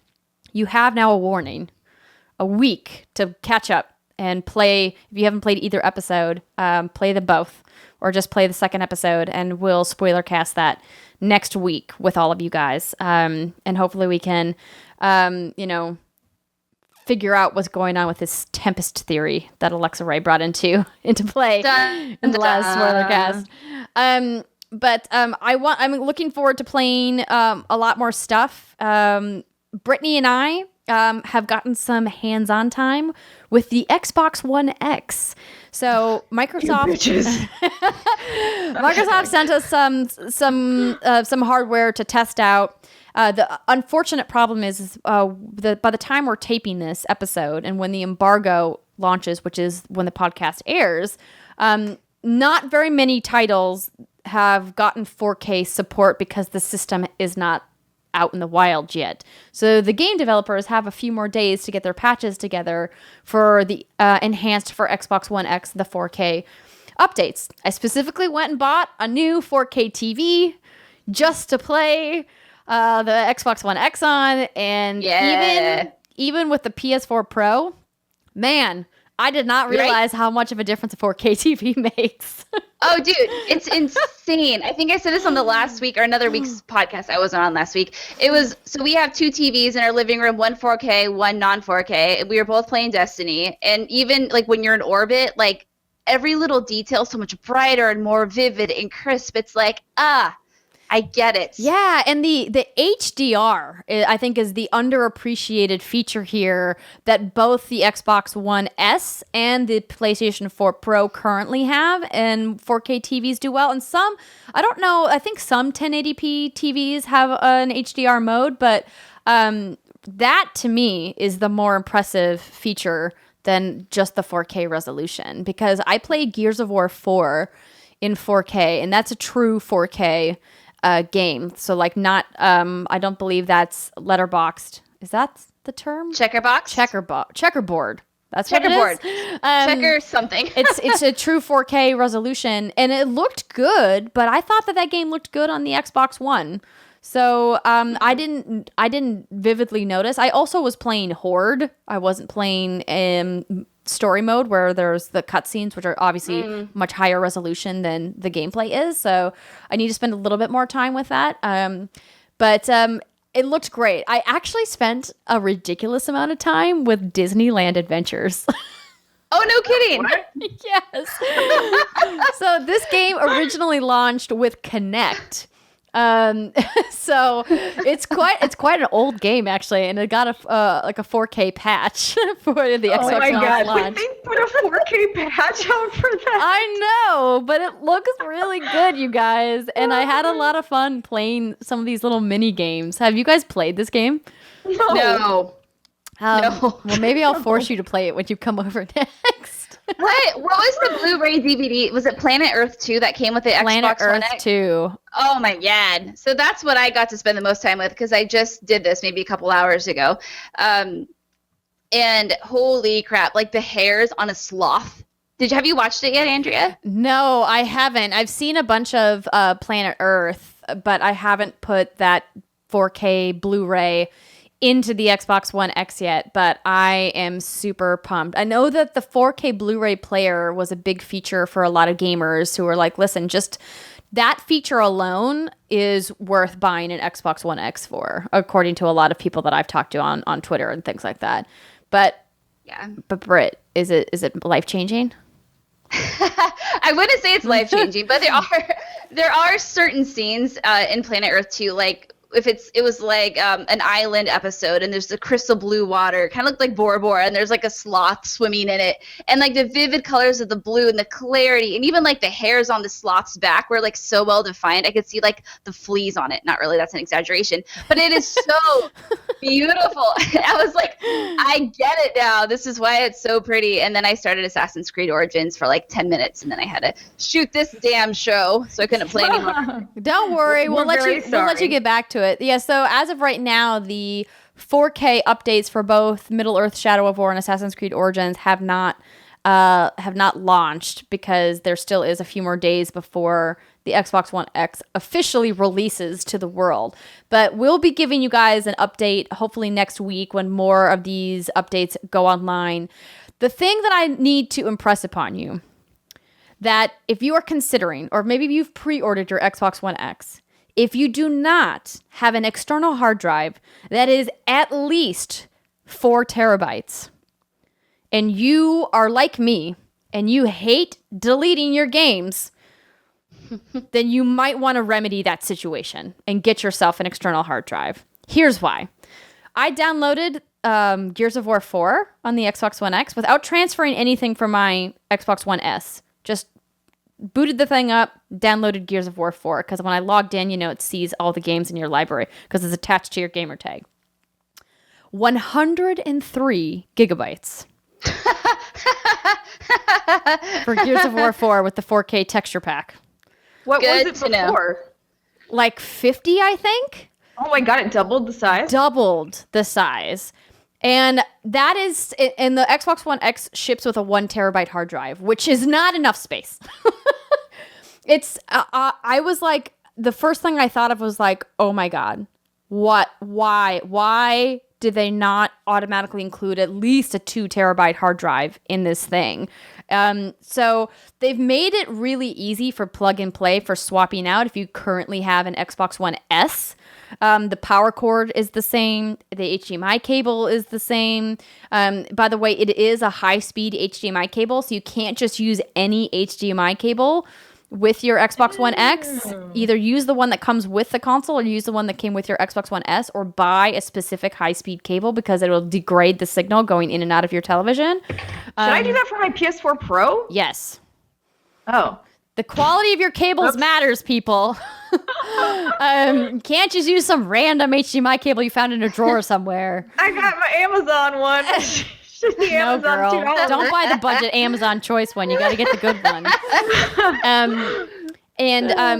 What they've allowed you to do is, if you have pre-ordered or if you know you're going to buy an Xbox One X, you get your external hard drive, plug it into your Xbox, you preload everything, copy it onto your external hard drive, and then when your Xbox One X arrives, you plug it in and you can start playing immediately. You don't have to wait for anything to download except the patches. But like, you don't have to do what I did and download the entire game. Does it transfer from the OG Xbox One? Like, can I like, because what I did with the PS4 Pro is we attached it with me. I live here alone. Put in like an Ethernet cable, and then it took a couple hours, but it transferred everything from my PlayStation 4 to my PlayStation 4 Pro. I was hoping to do that with the Xbox One, but I have like the super old one. I think you can also do it that way. You can use a network to transfer everything. It just, like you said, it will take several hours to transfer. So if you want to cut down, what am I doing? Yeah, well, if you want to cut down on your time and you have plans to get this console, and you know when you're getting it, and you already have an Xbox One, and you want to get ready in advance, it's nice that they've added that feature on. It's also really nice that your data from your saves automatically transfers as well with your gamer tag, which I did not know was a feature, which was great, because when I started playing Shadow of War on my Xbox One X, I was like, oh, I didn't transfer my save, but look at that, it transferred automatically. That's technology. Thanks, Xbox Live Gold. Cloud system than PlayStation. So I'm really looking forward to spending a lot more time in the Xbox ecosystem. I lived there during the 360 era, and I've been really missing it. I saw my avatar for the first time in a really long time. I was like, oh yeah, I remember when I put that outfit on you. You're like, okay, how's it going? So yeah, I'm looking forward to really putting it through its paces. But for now, that's really all we've got for you. Unless, Britt, you have some other stuff you'd like to mention. Negative. Okay, yeah, so don't be surprised when you see those gigantic downloads. So something to be aware of if you're a digital-only person, that the files for the 4K games are real big. Really Yay. big. Okay, so that'll wrap up our hands-on segment for this week. When we come back, we have a very interesting topic to talk about, and you'll find out what it is right after this break. Welcome back, everybody. This is the final segment of the What's Good Games podcast. And this week's off-topic discussion, or grab-bag discussion, I should say, because it's clearly on topic, is sponsored by one of our patrons, Lincoln Davis from Polyarch Games, the creators of Moss. So they want to know... Not they. Lincoln has sponsored at our Patreon tier where he gets to pick what we talk about for a segment. And he said that he would love us to talk about what VR means for the industry. What studios, thought leaders are pushing the agenda, and what sort of content should gamers expect to demand from studios with this and the next generation of hardware. Living in an I want it now culture, people often forget about the development time needed to support a new piece of hardware. And with a technology so new and transformative in how we experience games, it is going to take developers time to figure out what works. But that doesn't mean there can't be great content out there now. So this is a really interesting topic, especially given the CCP news this week and all of the PSVR games that we heard about at Players Games Week. Ladies, what do you think VR means for the video game industry? I think it's always kind of going to be the redheaded stepchild a little bit. Really? Maybe it will upgrade at some point to be the redheaded stepchild. So many people are investing in it right now. I don't know. For like grumpy gamer me. No, I wanted Steimer to start because I know she's grumpy VR. Steimer. It's just more of like in the questions, or it's like, technology is so new and transformative in the way we experience games. And I guess for the most part, I don't find it to be transformative.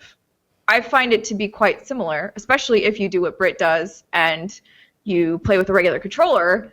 You really just have a thing on your head, and like the camera is now your head, and that's the new thing there.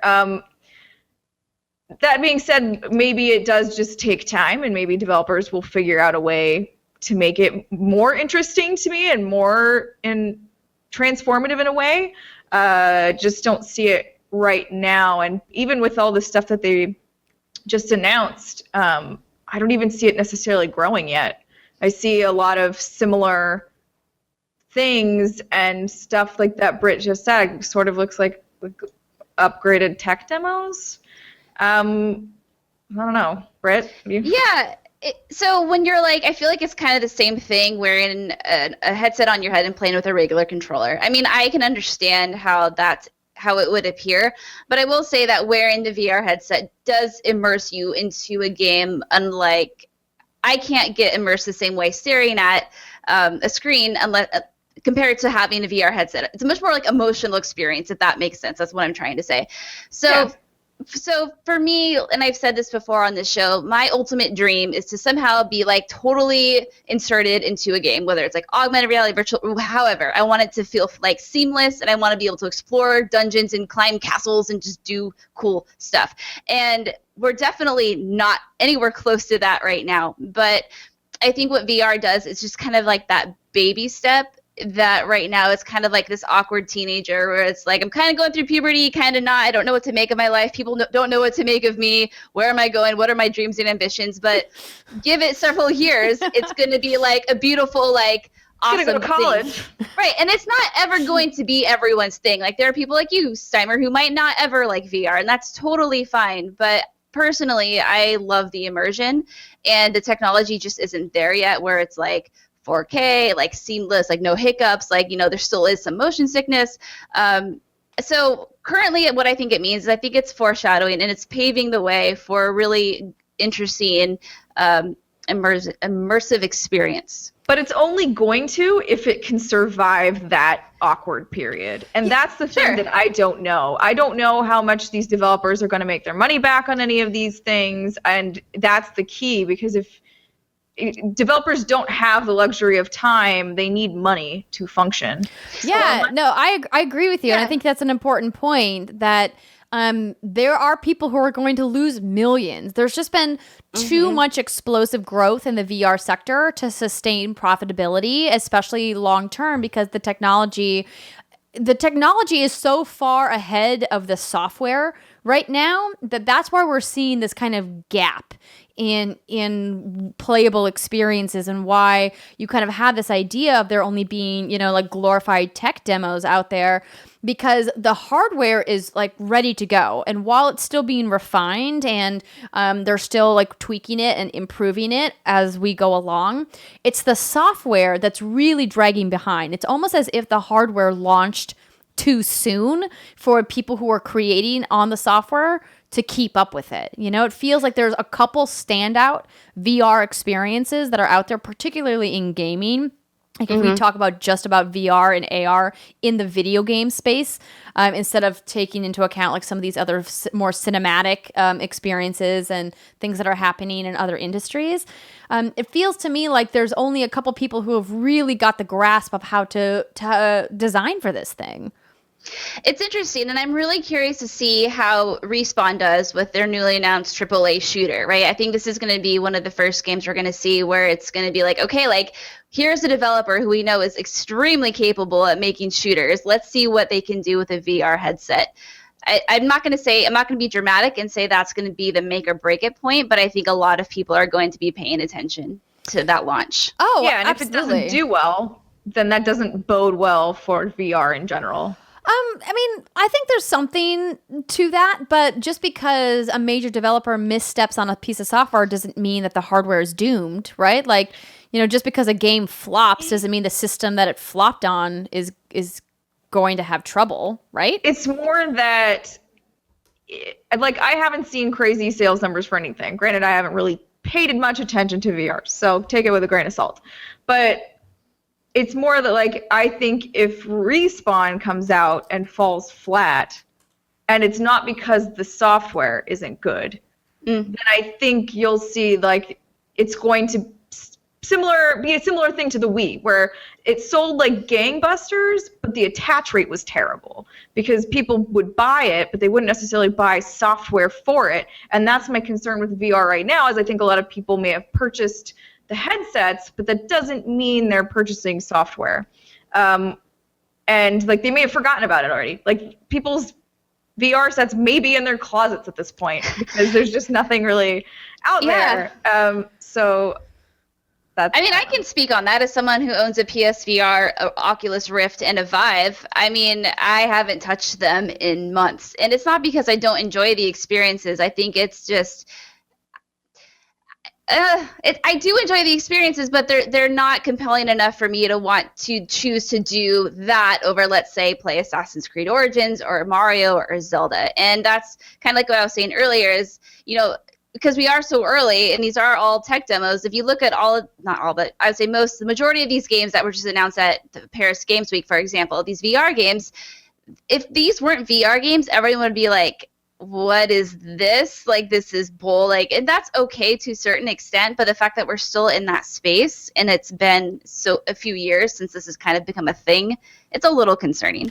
Well, let me just read you some statistics that I just pulled up. Educate us. This comes from statista.com, and it's the virtual reality gaming sales revenue worldwide from 2015 to 2020. So clearly those later years projections of where it's going to go. What? That's how statistics work, though, right? That's true. So this graph represents data on the virtual reality video gaming sales revenue worldwide.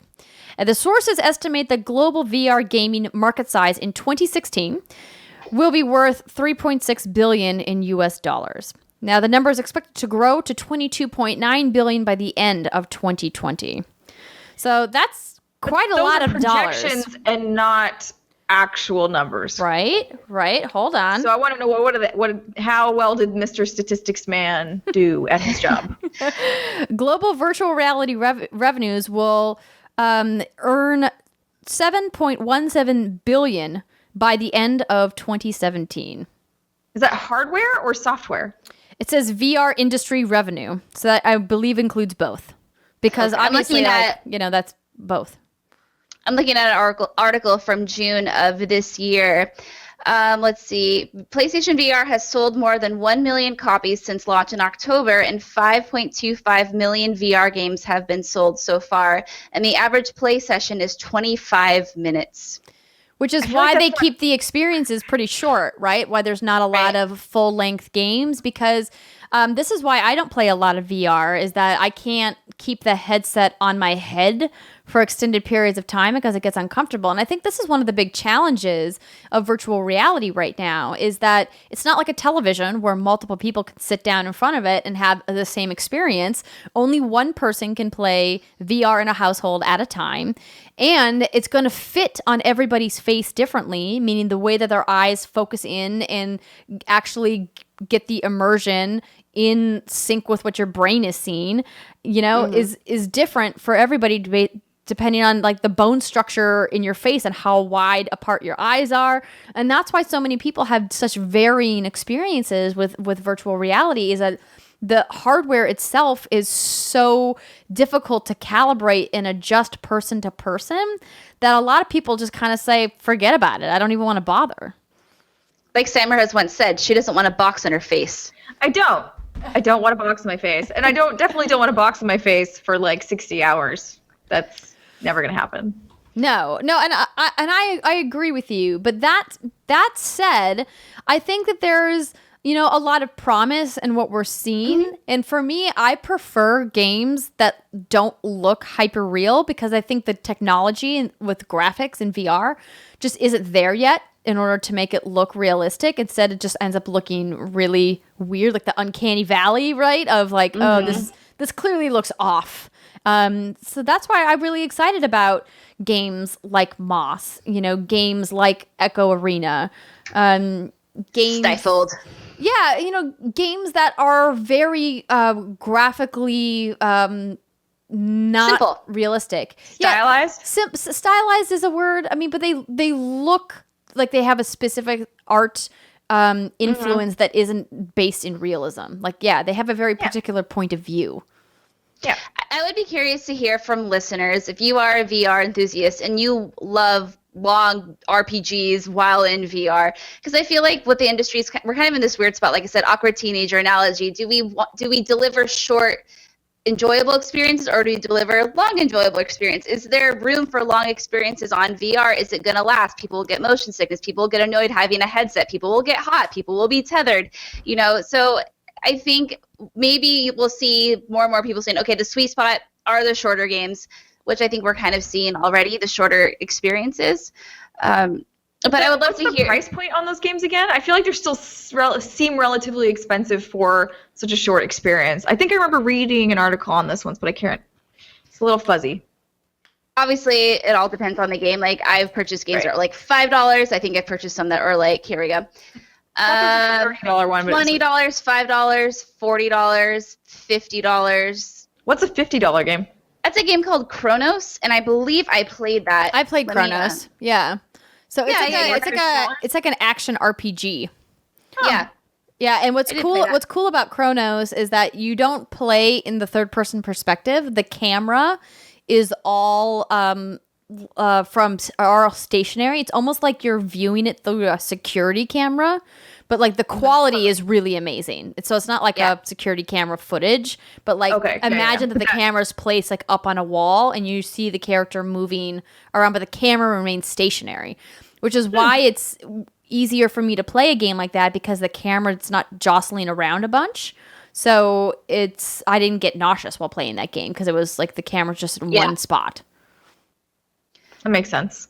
The Climb is a $50 game. So, have you played The Climb yet, Steimer? I played some.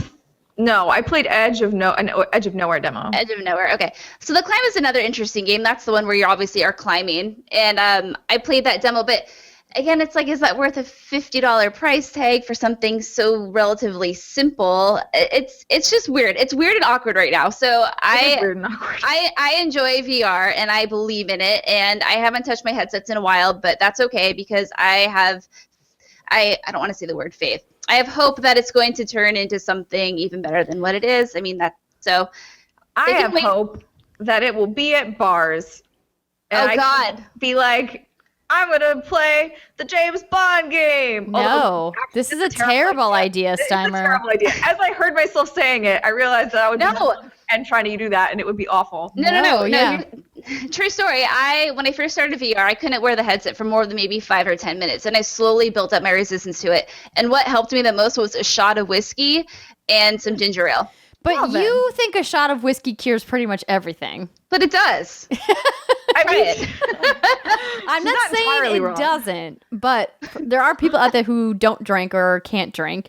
But if you can, yes, try Britt's method: a shot of whiskey like a and some spoonful of ginger sugar. ale. Yeah. But I want to bring up a story we talked about a couple of weeks ago when Facebook announced the Oculus Go. So this, of course, is the not mobile, but it's supposed to be like more mobile than the Rift because it's not tethered to your PC. So just as a refresher, this is going to be $199, so half the price of the Rift.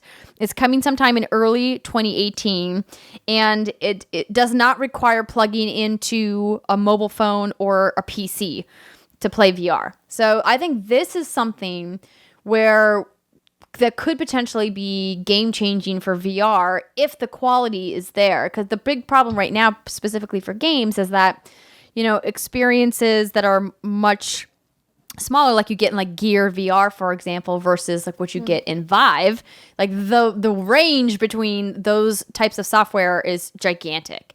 And that's why, you're not seeing a lot of people gaming on Gear VR because they're just not that great.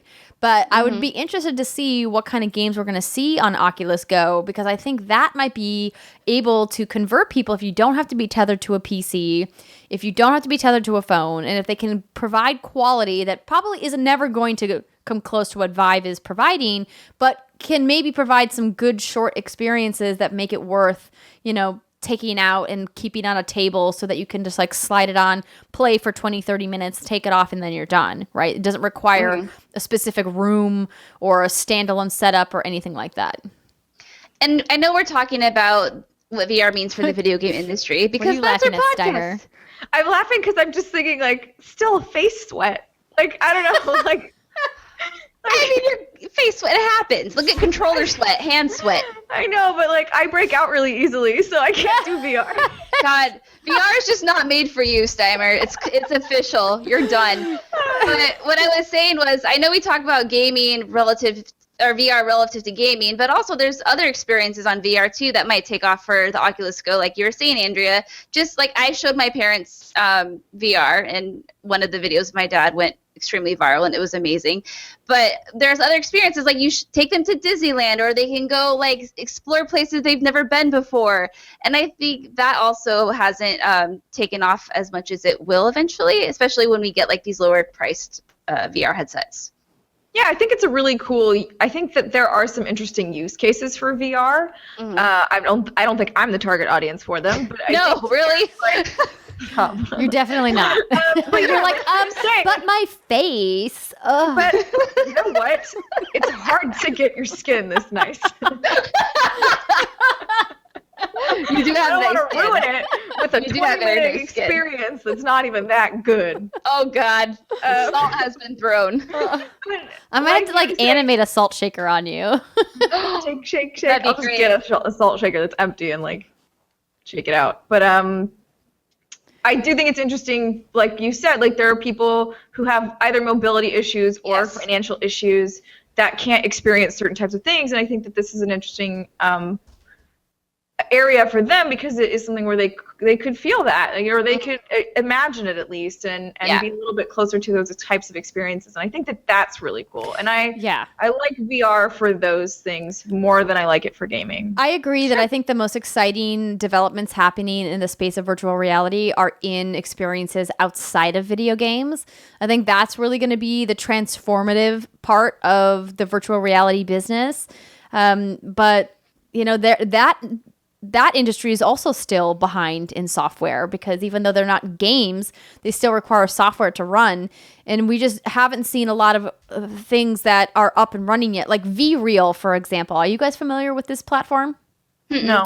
So VReal is a company that's creating a virtual reality interface where you essentially have an avatar and then you meet in a virtual space and you can chat with friends and hang out with friends and play games together and spectate. So when I went and saw their demo about a year ago now, I had a little avatar and I was in a room with the head of the company who also had his own avatar, and he had his own headset on. So hypothetically, he's across the country and I'm, we're friends and we're meeting in virtual reality. And they have motion tracking on your face. So when you talk, your avatar's mouth moves. So it feels really immersive.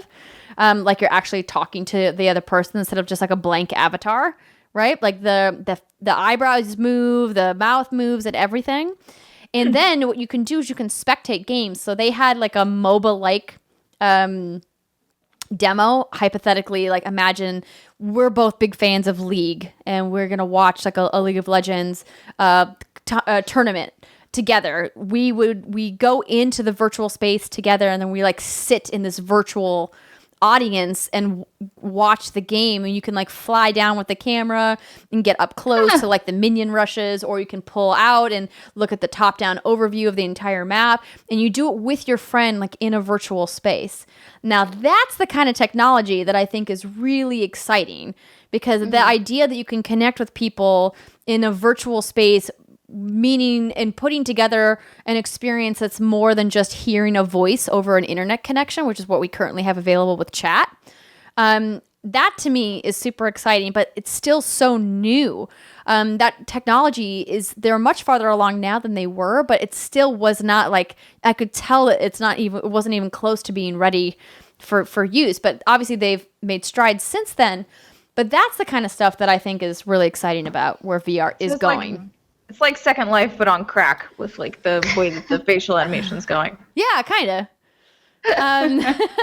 But I mean, the problem again is I still think that a lot of this stuff is really far off from being polished, from being highly accessible to millions of people. And I don't know when that day is going to come. I think it's still going to be at least 2 to 3 years, if not longer, before the software catches up to the hardware. Yeah, could be even longer. Yeah. That's generous. So, but we will keep an eye on the virtual reality space. Certainly a lot of games to play on PSVR that were announced this week at Paris Games Week. And clearly, Steam has sales on VR games all the time. And I think that we're definitely going to see more of VR at E3 next year. So it's not going anywhere anytime soon. Too many people have invested. Too big to fail, as it were.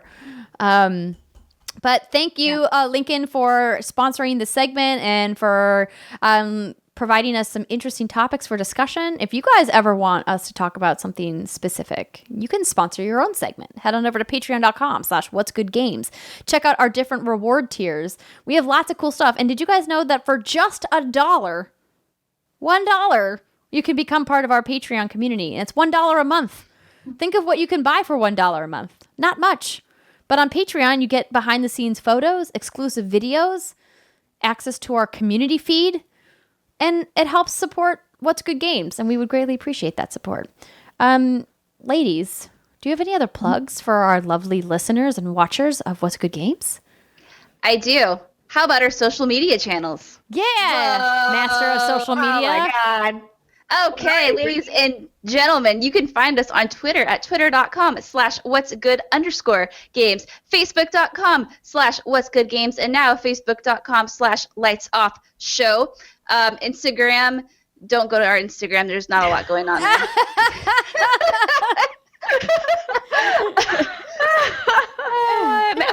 youtube.com/whatsgoodgames and whatsgoodgames.com. Come chat with me. I'm there all the time. Yay! She is everywhere. She's like the Eye of Sauron. It's true. And we do have a holiday merch design coming very soon. As soon as that's ready to go live, we'll, of course, let you know across all of those social channels. So if you're not following us, you should. We'd greatly appreciate the help. Thanks for listening, everybody. We hope you have a great weekend. Catch up on your list of to-do things. Steimer actually wrote hers out, which I think is adorable. And we will be back next week. Don't forget, we're going to do our Life is Strange spoiler cast. So play Life is Strange Before the Storm before next week. Have a great weekend. Bye.